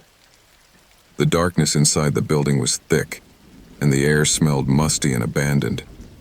I began to walk down the hallway, my footsteps echoing in the silence. The walls were covered in graffiti, and the floor creaked under my weight. As I explored, I found a room at the end of the hallway. The door was locked, but I couldn't resist the temptation to open it. As I pushed open the door, a squeak echoed in the darkness, and I found an empty space, except for a couple of old chairs and a dust-covered table. Something told me that I had been here before, that this place held secrets that Adam had forgotten. Suddenly, an image popped into my mind. Adam, sitting in one of the chairs, staring blankly. The sense of anguish I had seen on his face came over me. It was as if the place was steeped in his memory. I decided I had to see him again, but this time with a clear purpose. The next session with Adam was different. The rain was still pounding on the windows, and the atmosphere was charged with tension. As I began, I told him about the place I had found, the building that seemed to be linked to his past. Adam was silent, and his eyes filled with panic. The anguish on his face was enough for him to understand that I had struck a chord. Slowly, I brought him to remember what had happened there. The atmosphere in the room became heavy as he began to talk about a meeting there. He remembered faces, voices, a group of people discussing something important. The tension was palpable, and every word seemed to tear the veil of his amnesia. He spoke of secrets that should remain hidden, of a betrayal that had led to his downfall. The rain was still falling, and the sound was like a backdrop to his anguish. Adam began to remember disturbing details. A fight, screams, a figure walking away in the darkness. As he spoke, his face contorted in a mixture of fear and confusion. It was clear that there was something else, something he dared not reveal. I suggested going back to the building where the meeting had taken place. Adam was reluctant, but the need to discover the truth seemed to overcome his fear. With each session, the storm in his mind intensified, and I was determined to bring him out of the darkness. That night, the weather was even more severe. The rain was coming down hard, and lightning lit up the sky. Together we arrived at the old building. The atmosphere was oppressive, and an air of tension hung between us. As we entered, the echo of our footsteps echoed in the silence, and darkness closed in around us. Adam stopped in his tracks at the sight of the room where he had been. His face blanched, and I could see the memory overwhelm him. He began to remember the people he had seen, the heated arguments. I sensed he was about to collapse, and I guided him to one of the chairs. The rain was still pounding hard, but the sound became a distant murmur as he struggled with his memories. With each word, the pieces of the puzzle began to fit together. Adam spoke of a disagreement, an argument over a project that had gone wrong. Voices rose, and the fear on his face intensified. He remembered someone, a woman, who had been present. Her name would not reach his lips, but the anguish in her gaze was enough to know there was more to tell. The storm outside seemed to be in tune with his anguish. Lightning illuminated the building intermittently, and the sound of the rain intensified. Adam struggled to remember, and his voice grew quieter as he spoke of a betrayal. Someone had betrayed him, and that betrayal had led to his downfall. The atmosphere became heavy, and fear loomed over us. It felt like we were on the verge of a discovery that could change everything. Adam finally remembered the woman's name, Sarah. His voice trembled as he spoke it, and I could see how the memory haunted him. It was as if a huge weight had fallen on him. As the rain continued to fall, Adam began to recall darker details. He spoke of a fight that had come out of nowhere. Shouting, shoving, and then an overwhelming silence. The darkness became a pit from which he couldn't seem to climb out. The revelation hit him like a bolt of lightning, and his anguish turned to despair. The lights in the building began to flicker, and the sound of the storm became deafening. Adam covered his head with his hands, as if trying to protect himself from something that was stalking him. At that moment, I realized I had to help him face what had happened. The storm outside was an echo of the storm raging inside him. I took him back to the room where the meeting had been. The room was empty, but the energy in the air was palpable. Adam began to remember the figure of a man who had been there. An antagonist, someone who had provoked the fight. His name escaped his lips, but the anguish on his face told me it was crucial. The memory seemed to be coming back to him in bursts. He spoke of a confrontation, of hurtful words that had left deep scars. The rain was still falling, and the storm was intensifying. The shadows in the room seemed to move, and the sense of dread was palpable. Adam mentioned an event that had changed everything. The meeting was not just about a project, but about something darker. There was money at stake, and the decisions made that night led to devastating consequences. He remembered seeing something he shouldn't have seen, something that had made him a target. The revelation was like a thunderclap in the darkness. Adam fell to his knees, overwhelmed by the weight of his past. The rain was still pounding the building, and the sound became a distant wail. His face was drenched with sweat and tears, and I could see he was facing his demons. I understood that I needed to give him space to process what he had remembered. The storm outside raged furiously, and the windows rattled in the wind. As I waited, I felt fear take hold of me. The darkness of the building became oppressive, and the feeling of being trapped in a place laden with secrets filled me with unease. After what seemed like an eternity, Adam stood up. His face showed a mixture of determination and terror. He had remembered enough to know that his life had been in danger, and that the betrayal he had suffered had been devastating. The rain was still falling, but there was a new fire in his eyes. We decided to leave the building. The storm was still roaring, but the air felt cooler. As we walked to the car, the sense of release and fear was palpable. Adam had faced his past, and although he was far from whole, he had taken a crucial step toward healing. As we made our way back into town, the sound of the rain was still echoing, but now it seemed like a whisper compared to the roar it had been before. Adam was silent, but there was a new determination on his face. He knew he had to find out the truth behind what had happened, and that the betrayal he had suffered could not go unanswered. The night had been dark and stormy, but there was a glimmer of hope. Adam was beginning to regain control of his life, and though the road ahead would be difficult, he was willing to face it. The rain was still falling, and in the silence of the night, the storm inside him was beginning to calm. The truth was within reach, and he was determined to unearth the secrets he had buried in his mind. My name is Jack Lawson, and I'm a builder. I spent most of my life working on construction projects all over the city. From commercial buildings to single-family homes, I've seen it all.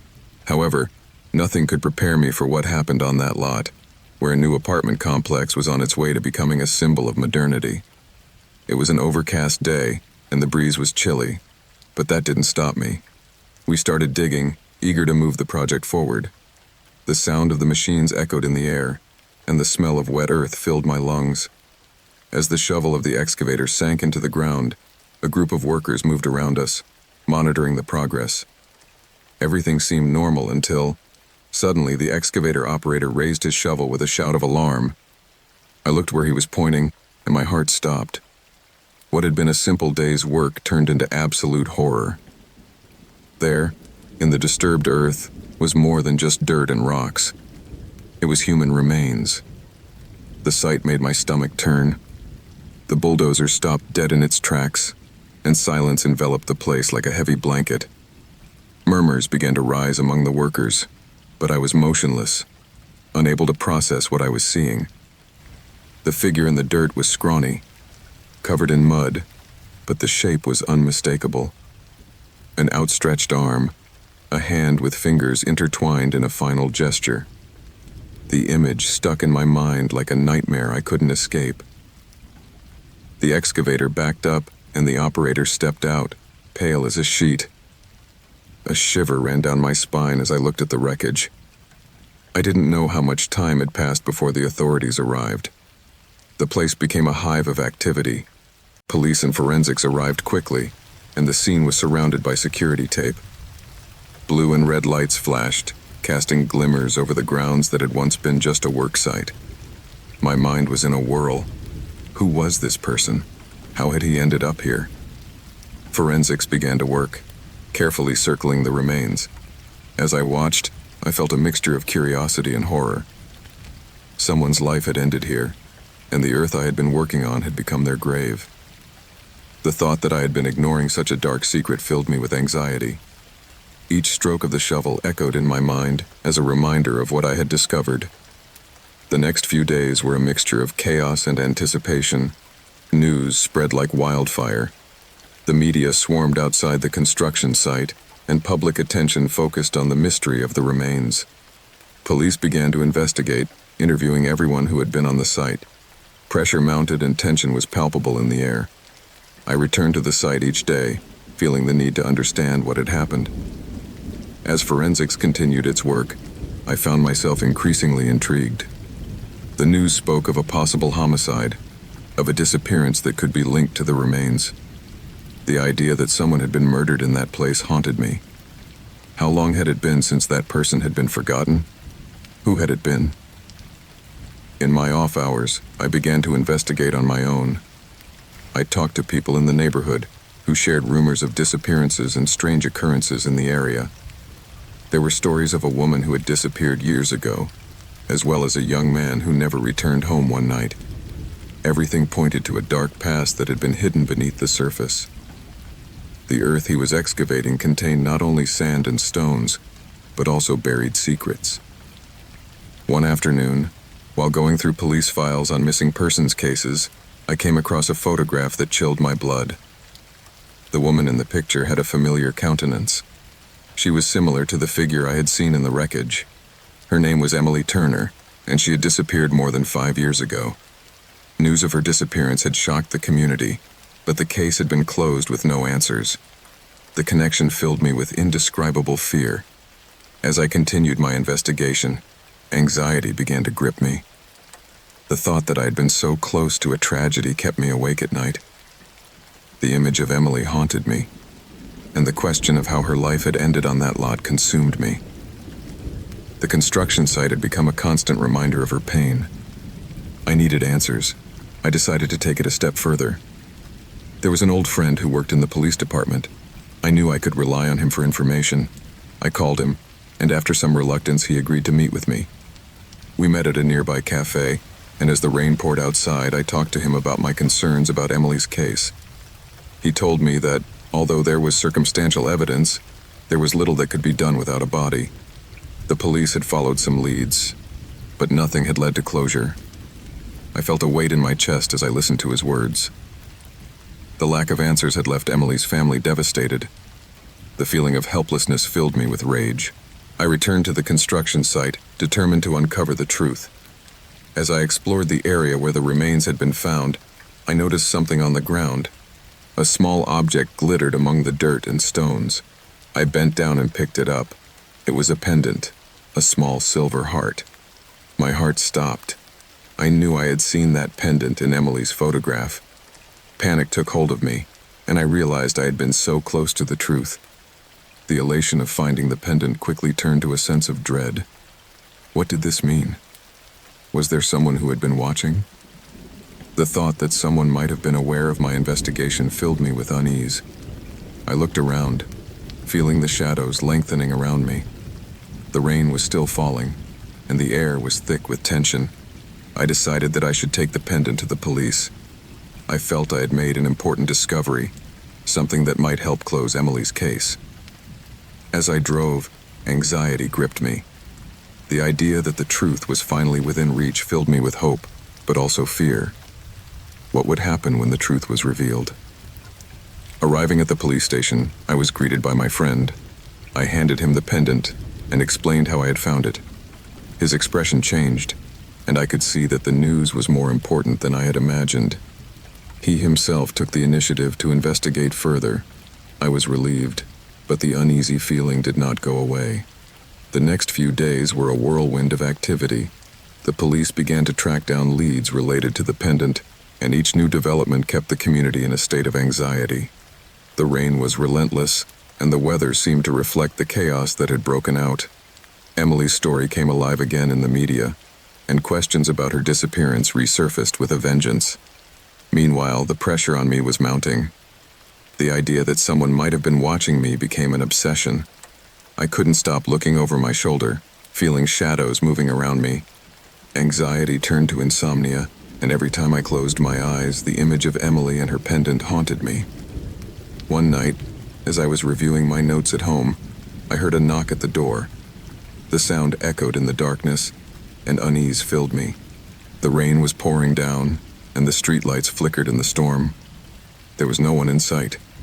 With a sigh of relief, I went back to my work, but the knock sounded again, this time louder. My heart began to pound. I decided not to open the door. I was overcome with uneasiness, and the instinct to protect myself took over. I sat down on the couch trying to calm down, but the anxiety became more intense. The knock was repeated, and a shiver ran down my back. I felt trapped in a nightmare from which I could not escape. I decided to call the police. My friend arrived quickly, and his presence reassured me. As I explained to him what had happened, we began to hear noises outside. As I looked out the window, I saw a dark figure moving in the shadows. Terror gripped me. The rain was still coming down hard, and the air was thick with tension. The figure approached the door, and my friend drew his gun. The tension was palpable as we waited. With a quick movement, the figure stepped out of the darkness, revealing a man with an intense gaze. It was someone I didn't recognize, but his expression was menacing. Rain was falling all around us, and the atmosphere became hostile. My friend ordered him to stop, and the man raised his hands. He introduced himself as a private investigator and said he had been following leads on Emily's disappearance. The tension dissipated a bit, but the uneasiness remained. Why had he been watching? What did he know about the case? The investigator shared that he had been gathering information about the group of people who knew Emily. There were rumors that some of them were involved in illegal activities. The thought that her disappearance might be related to something darker filled me with dread. The rain continued to fall, and the atmosphere became oppressive. As we shared information, I realized that the investigator had leads that could help close the case. We decided to join forces and work together. The search for the truth had become a shared obsession, and the investigation intensified.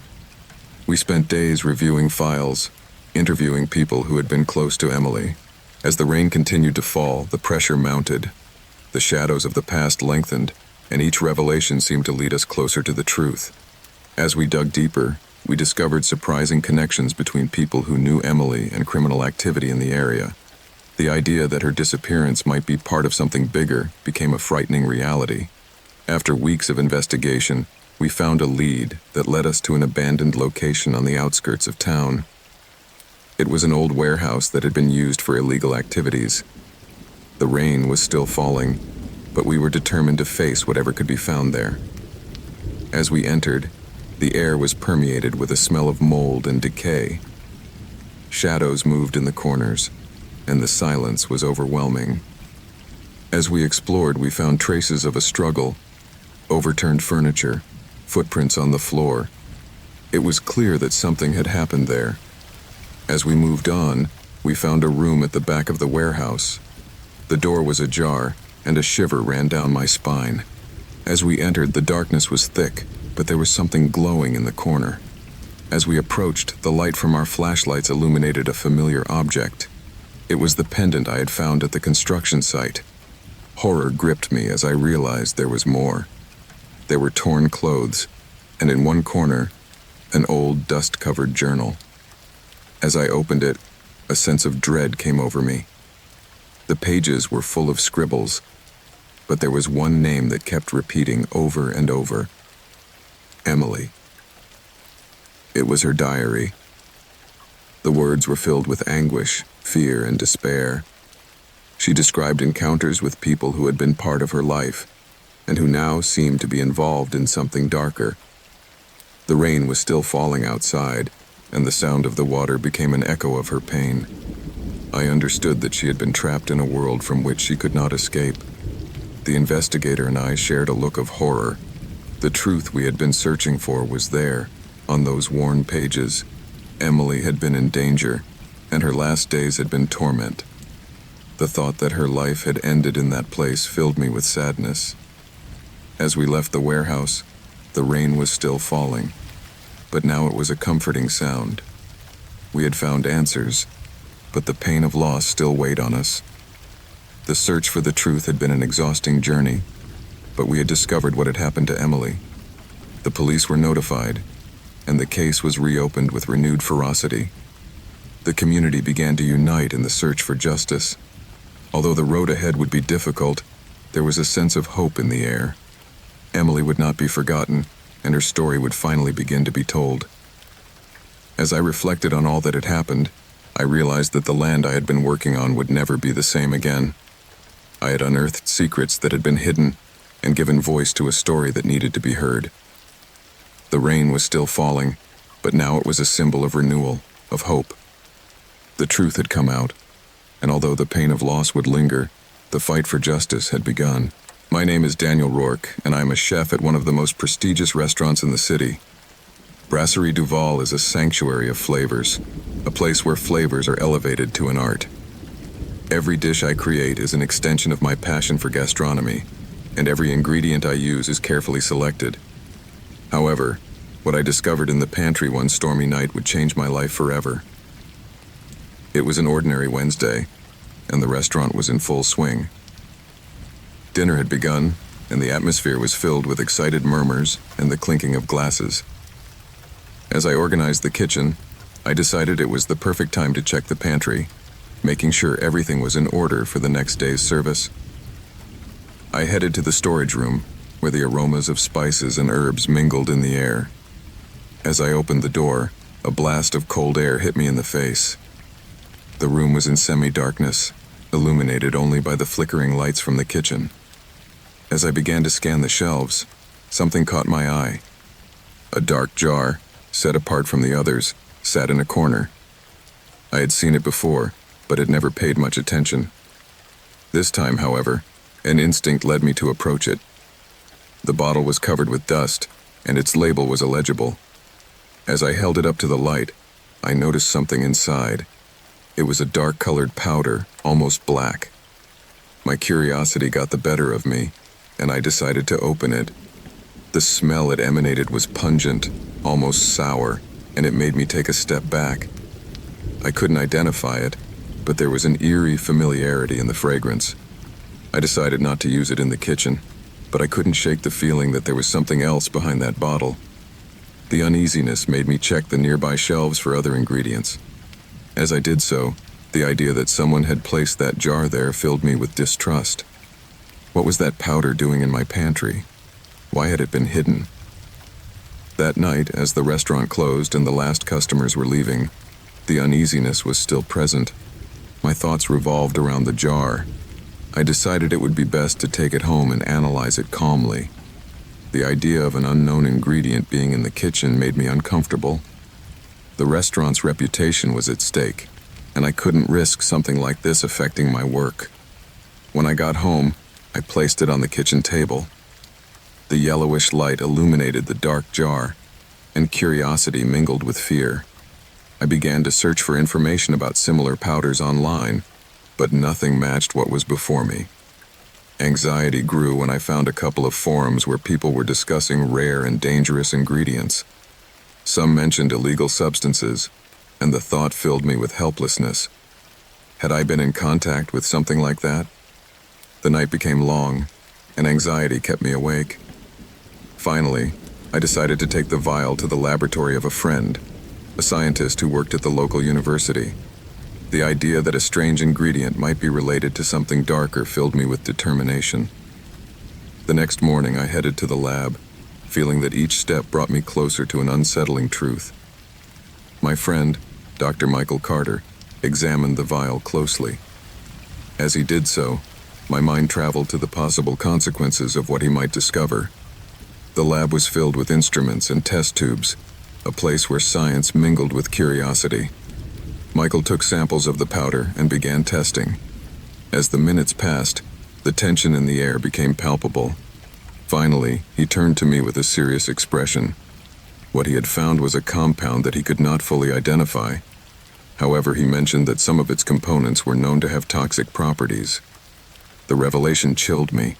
The idea that such a powder could have been in the kitchen, in contact with the food we were serving, was frightening. The implications were serious. Who had put it there? With what intention? I decided to go back to the restaurant and talk to the manager, but the thought of doing so filled me with anxiety. I couldn't risk alarming everyone without concrete evidence. Instead, I opted to investigate further. I spent the next few days going through ingredient deliveries, looking for any irregularities.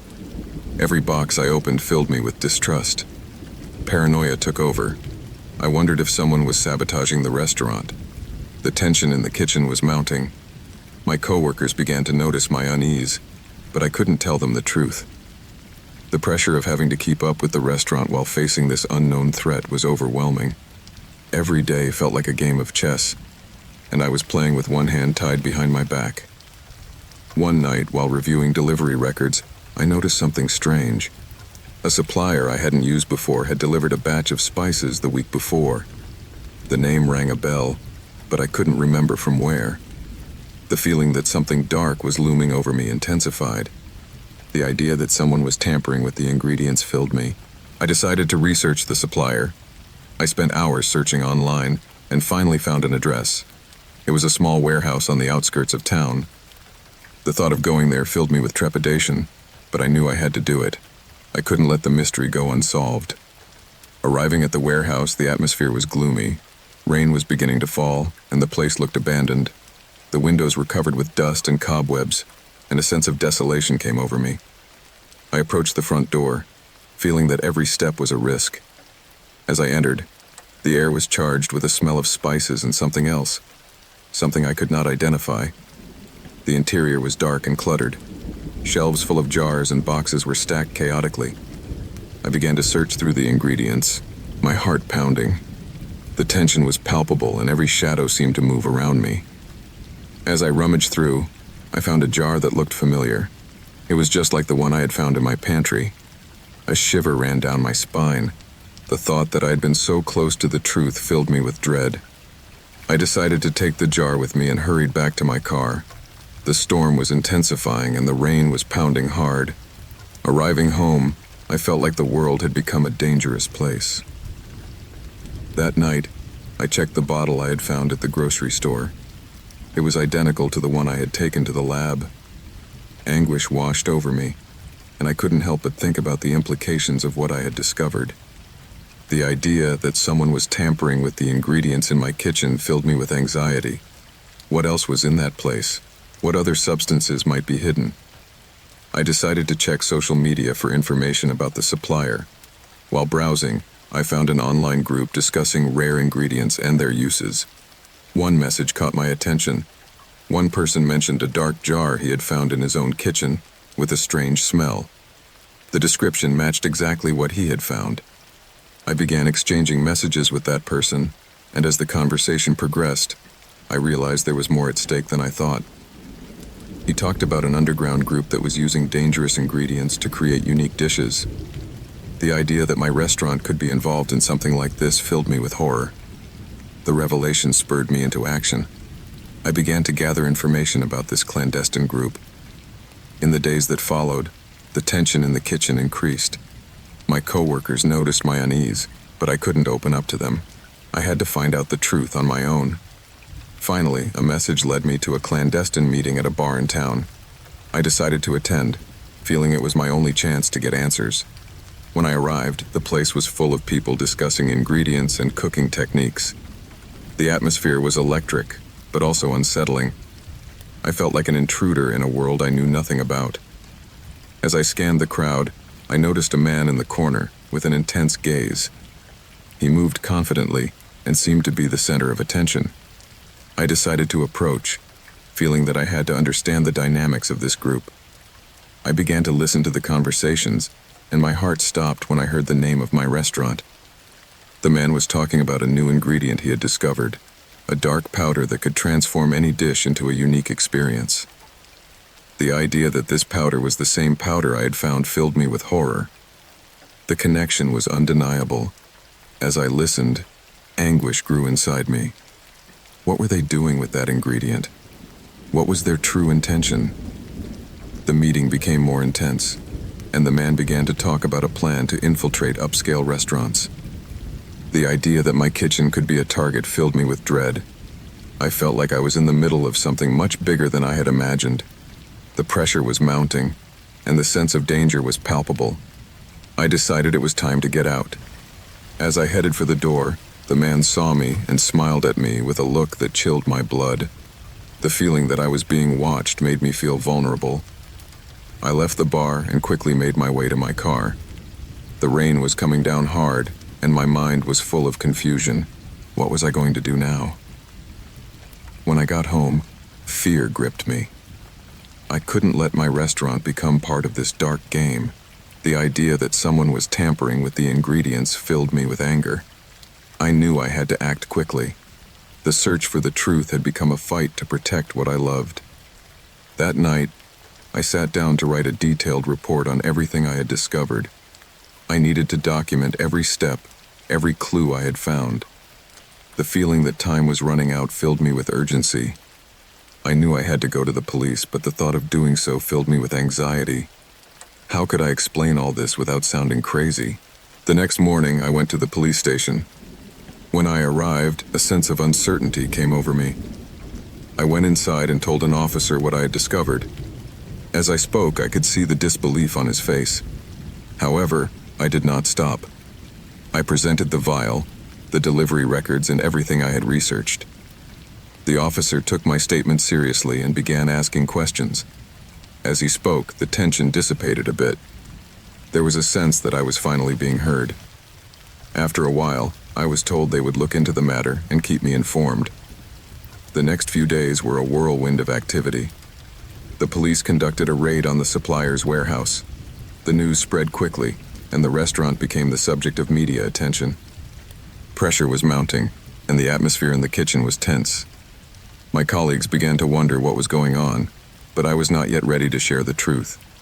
The police confirmed that they had found illegal ingredients in the warehouse. The dark powder they had discovered was part of a clandestine group that was using dangerous ingredients to create dishes. The news was a devastating blow to me. The idea that my restaurant could have been involved in something like this filled me with horror.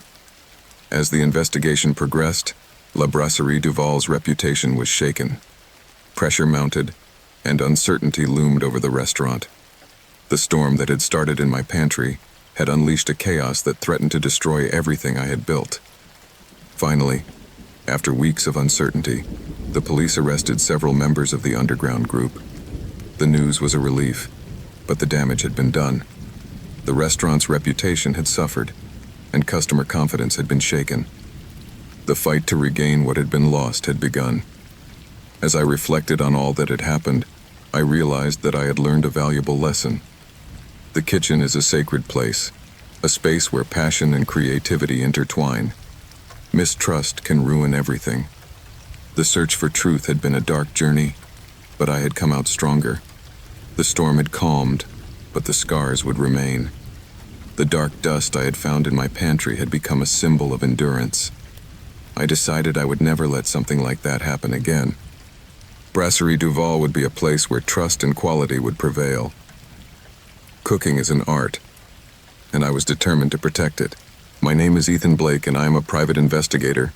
For years, I have worked on cases of all kinds: infidelity, fraud, to locating missing persons. However, I never imagined that the case that came to me one rainy October afternoon would lead me into a maze of shadows and dark secrets. The call came from a woman named Sarah Collins. Her brother, David, had disappeared under disturbing circumstances. He was a young software engineer with a bright future ahead of him.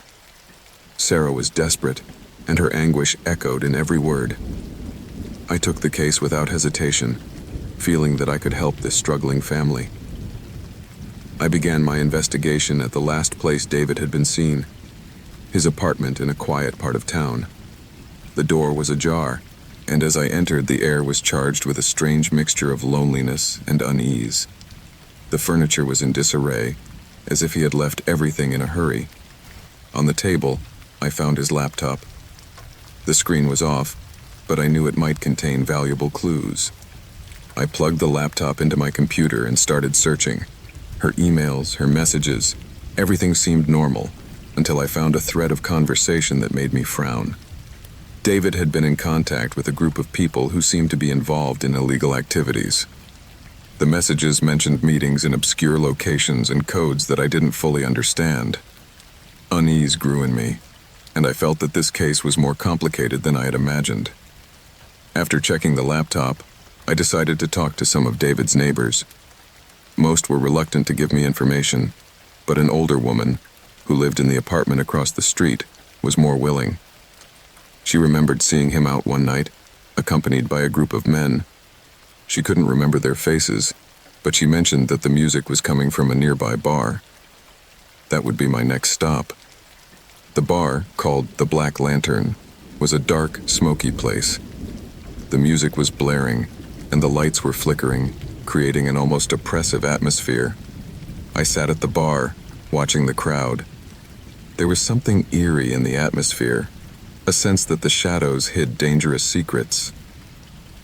As I sipped a drink, I noticed a group of men in a corner. They were talking quietly, and their wandering glances made me feel they knew more than they appeared to. I decided to move a little closer. I couldn't hear what they were saying, but their gestures were agitated, and their gazes were directed toward the door frequently. The tension in the air led me to look for more information. On the opposite wall, a young woman sat alone, drinking. She had a distant look on her face, as if caught up in her own thoughts. I watched her for a moment, then decided to approach. It was now or never. I asked her about the group of men, and although she hesitated at first, she eventually revealed that she had heard rumors about a shady business operating in town. He had mentioned something about human trafficking, but his voice trembled as he talked about it. The thought that David might be involved in something so sinister filled me with anguish. I returned home that night with more questions than answers. The possibility that David had fallen into the clutches of an illegal trafficking ring was terrifying. I decided I had to act quickly. I began researching human trafficking in the city, looking for connections that could lead me to David. Hours turned into days, and my search intensified. There was something about what I had discovered that kept me up at night. The thought that David might be suffering haunted me. I decided I needed more information about the group that had been in contact with him. The first step was to identify the men who had seen him. I returned to the bar, this time with a more determined approach. I observed the same men I had seen the first time. I approached the bar and ordered a drink, trying to look like just another customer. As I sat down, I noticed one of them get up and walk outside. Without thinking, I decided to follow him. The cool night air gave me a brief respite. As I walked outside, I saw the man leaning against the wall, talking on the phone. I kept a safe distance away, listening carefully. The words coming out of his mouth filled me with trepidation. He was talking about a delivery, mentioning a place and a time. The conversation was brief, but the urgency in his tone made me feel like I was in the right place. When the call ended, the man walked away. I decided to follow him at a safe distance. He walked down dark streets, past alleys and shadowy corners. Adrenaline coursed through my veins as I followed him, feeling that I was getting closer and closer to the truth. We arrived at a dilapidated building, secluded from the hustle and bustle of the city. The facade was covered in graffiti, and the front door was ajar. Despite the growing sense of danger, my instinct told me I had to go in. Once inside, the smell of damp and decay hit me in the face. Shadows swirled around me, and the silence was deafening. As I explored the interior, I heard murmuring. I approached slowly, keeping to the shadows. Through a half-open door, I saw a group of men gathered together, talking in hushed voices. Their gestures were menacing, and the tension in the air was palpable. I was about to turn and leave, but something in their conversation stopped me. They were mentioning names and places, words that resonated with the information I had gathered. Suddenly, David's name came from their lips. My heart stopped. I was about to be discovered. Without a second thought, I hid behind a stack of boxes, holding my breath as the men continued to talk. The conversation intensified. They were talking about an upcoming delivery, about how David had been a key player in their operations. The idea that he had been involved filled me with horror. What had my friend done to fall into the hands of these criminals? The tension increased as one of the men stood up and headed for the door. I felt time stand still. I waited a few moments, and when the door closed, I decided to move. I came out of hiding and quickly made my way to the exit. As I ran through the building, the sound of footsteps echoed behind me. Adrenaline pushed me to get out faster. I reached the door and pushed it with all my might, feeling the cool night air on my face. However, I couldn't just stand there. I had to find a way to rescue David. I returned home, my mind working a mile a minute. The information I had gathered was valuable. I needed to make a plan. It was clear that David was involved in something bigger, and if I wanted to save him, I would have to infiltrate that network. I was determined to do it, even if it meant risking my own life. I started searching online, trying to find more information about the group. I found an underground forum where members were discussing their activities. What I read made my blood run cold. There were mentions of missing persons, operations in the city, and a contact system that was almost impossible to trace. However, there was one name that kept recurring: the market. It was a place that seemed to be the group's center of operations. I had to find it. I spent hours researching, gathering data on its location. Finally, I found a map that led to an old warehouse in the harbor. The thought that David might be there filled me with determination. Arriving at the warehouse, the night was dark and cold. I felt that danger was around every corner, but I couldn't turn back. I approached the building, looking around for any sign of life. The door was ajar, and as I peeked out, I saw flickering lights inside. With my heart pounding, I I stepped inside. The place was full of shadows and echoes. As I advanced, the smell of salt and dampness filled the air. I heard voices in the background, and fear gripped me. It was clear that I was close to the truth. I moved stealthily, trying to avoid being seen. The voices became clearer, and as I reached a side room, I saw several men gathered around a table. In the center, there was a map and photos of missing persons. My stomach churned as I saw the images of those who had fallen victim to this dark business. The tension in the room was palpable. The men were talking about a new delivery, and David's name came up again. The thought that he might be destined for a terrible fate filled me with rage. I knew I had to act, but I had to be cautious. The last thing I needed was to be discovered. As I watched, I noticed one of the men get up and leave the room.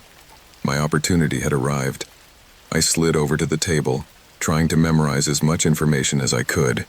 Just as I was about to turn around, the man returned, and terror gripped me. Without thinking, I hid behind some boxes. The conversation continued, and I could hear important bits and pieces. They were talking about an exchange that was scheduled for that very night.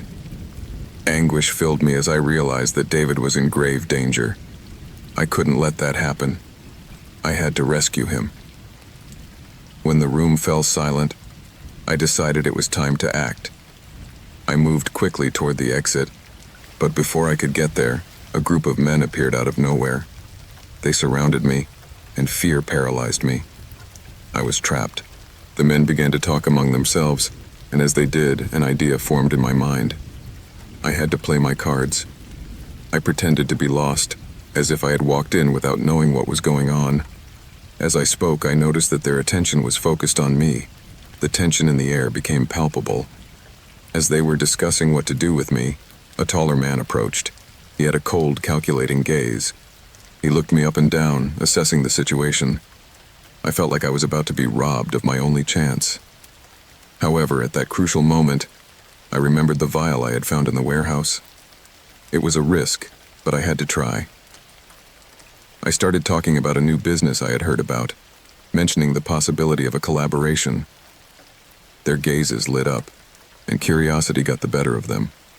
I began to improvise, talking about how I could be useful to them, how I had connections that could benefit their operation. The tension dissipated a bit, and as I talked, I felt like I was buying time. However, I knew I couldn't stay there forever. I had to find a way to rescue David. As I continued talking, I noticed a man approaching the back door. It was the same man who had come out earlier. The opportunity suddenly presented itself. As the men discussed my proposals, I slid toward the door. My heart was pounding, and adrenaline was coursing through my veins. I pushed open the door and stepped outside, feeling the fresh air on my face. I couldn't waste any time. I had to find David before it was too late. I ran toward the center of the warehouse, looking for any sign that would lead me to him. The lights flickered, and the echo of my footsteps echoed in the silence. Finally, I heard a sound coming from a side room. I approached cautiously, and as I peeked in, I saw David sitting on the floor, bound and with a look of despair on his face. My heart stopped. I couldn't let it end like this. With determination, I entered the room and hurried to untie him. As I did so, I heard footsteps approaching. The pressure increased, and time slipped through my fingers. Finally, I managed to free David, and together we started to leave. However, before we could reach the exit, a group of men appeared, blocking our path. The tension became palpable. I knew there was no time to think. Together, we began to run. The men followed us, and the sound of their footsteps echoed in my ears. Adrenaline pushed me to keep going, and as we ran, I felt that freedom was within our grasp. Finally, we reached the main gate. Moonlight illuminated the path and fresh air enveloped us. Without looking back, we ran out into the street. The feeling of having escaped the darkness was overwhelming. However, we could not relax. We had to get to a safe place. We made our way to a nearby police station, where we were finally able to tell our story. The anguish I had felt for days melted away as we learned that David was safe. The police took our statements and began investigating the human trafficking ring. The case became a media scandal. David's story and the network that had been operating in the city came to light. As the investigation progressed, several arrests were made, and the group that had been behind it all was dismantled. As I reflected on what had happened, I realized that I had looked into the abyss and had come out into the light. The search for the truth had taken me to a dark place, but I had found the strength to face my fears. The experience had changed me, and I knew I would never be the same. David and his family were grateful. The connection I had created with them filled me with hope. I had done the right thing. Despite the shadows and the darkness, I had found the light. Life would go on, and my work as a private investigator would continue, but I would always carry with me the lessons learned from this terrifying experience. My name is Alex Mercer, and I am a scientist in a research laboratory in the city. For years, I have dedicated my life to molecular biology, working on projects that promise to revolutionize medicine. However, what I discovered one rainy afternoon changed my life in ways I never imagined. It was a gray, melancholy day, with the sound of rain pattering against the laboratory windows.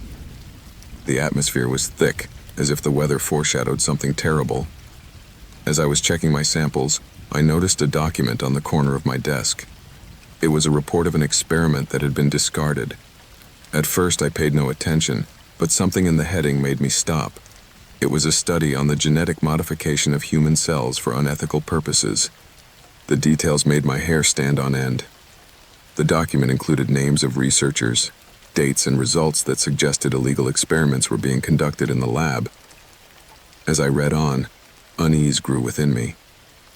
How could this be happening in a place that was supposed to be a bastion of scientific ethics? Concern turned to determination. I had to investigate further. I decided to look for information on the names mentioned in the report. After hours of searching, I managed to discover that several of them were involved in a secret organization that had been denounced on several occasions for illegal practices. The connection was clear, and my heart raced as I realized that I might be at the center of a conspiracy. As I reviewed my notes, I noticed that I was being watched.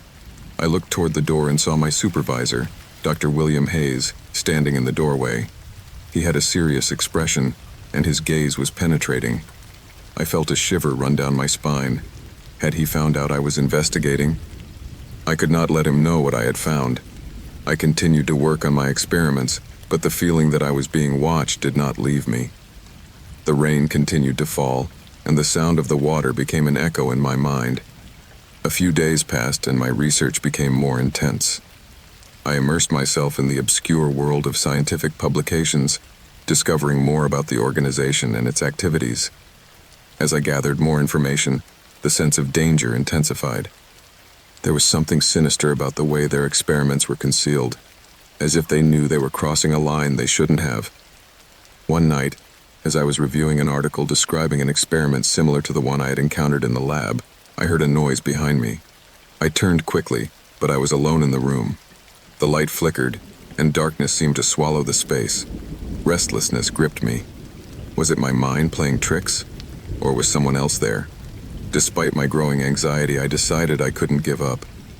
That same night, I compiled all the evidence I had found and saved it on a pen drive. I had to do something before it was too late. In my mind, the idea that my life might be in danger was beginning to take shape. However, I was so obsessed with the truth that I could not turn back. The next day dawned with more rain, and the atmosphere in the lab was even more tense. As I worked, I noticed Dr. Hayes watching me with an air of distrust. The feeling of being an outsider in my own environment was becoming more and more overwhelming. I decided that I had to get out of there and seek help. On the way out of the lab, I ran into a colleague, Dr. Emily Turner. She had been one of my research allies and could help keep me safe. I told her briefly about what I had found and asked her to accompany me home to talk more calmly. He agreed, and together we drove to my apartment. The ride was silent, but the tension in the air was palpable. Upon arrival, I hurried to plug in my computer and show him the evidence I had gathered. As we reviewed the documents, the doorbell rang. I looked at Emily with concern. Who could it be at a time like this? The feeling that someone was lurking intensified. As we waited, the doorbell rang again and again, and uneasiness grew inside me.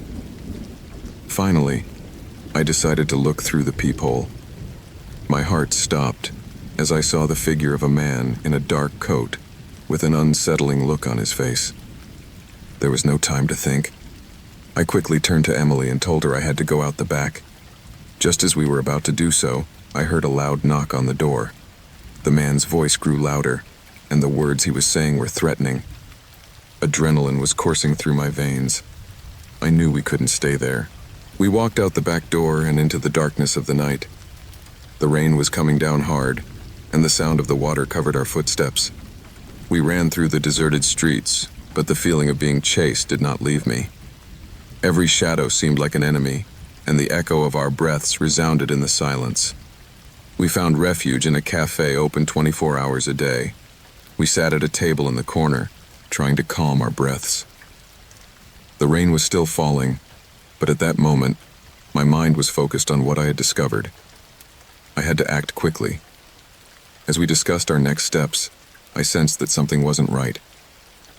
The atmosphere in the cafe was heavy, and the gaze of the customers seemed more intense than usual.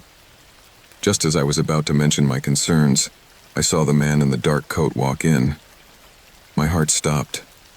Emily and I looked at each other in terror, and I knew we had to get out of there. We stood up quickly, and as we headed for the exit, the man saw us. His gaze became menacing, and his pace quickened. We ran toward the street, but fear gripped me. How long could we keep running? We scattered in opposite directions, but I knew I couldn't let Emily out of my sight. The rain was coming down hard, and my mind was in chaos. I found shelter in a dark alley, and as I hid, I heard footsteps behind me. The figure of the man appeared, and his gaze was fixed on me. I couldn't let him catch me. I decided I had to find a way out of the city. I ran toward the train station, feeling that every step brought me closer to freedom. When I arrived, the rain was still falling, and the atmosphere was gloomy. I bought a ticket as quickly as I could and headed for the platform. The thought that I had discovered something so sinister filled me with dread. The possibility that my colleagues were involved in such a dark scheme made me question every relationship I had built in the lab. The train arrived, and I quickly boarded, finding a seat at the back of the car. As the train moved, the sense of danger did not go away. I had to find a way to get the information I had gathered to the authorities. David's life, and possibly others, depended on it. As the train moved forward, my mind began to wander. I remembered the report I had found and wondered how many lives had been ruined by that organization. The rain continued to fall, and memories of the night before swirled in my mind. The image of the man in the dark coat kept repeating itself, and the feeling of being part of something much bigger filled me with unease. I had to find a way to get my evidence to someone who could help. When I arrived in the next town, I sought out a cafe with Wi-Fi. As I walked in, the smell of freshly brewed coffee gave me a brief respite. I sat down in a corner and plugged in my computer. I started composing an email to a journalist who had covered corruption cases in the past. As I typed, fear gripped me. What if the man in the dark coat had followed me? What if I was never really safe? As I sent the mail, I felt a small sense of relief. But the truth was that danger still lurked. After a couple of hours, I decided it was best to leave. I left the cafe and headed for a bus station.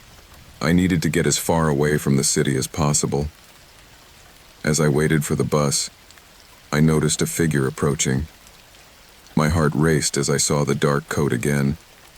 The man was approaching slowly, and his gaze was fixed on me. There was no time to think.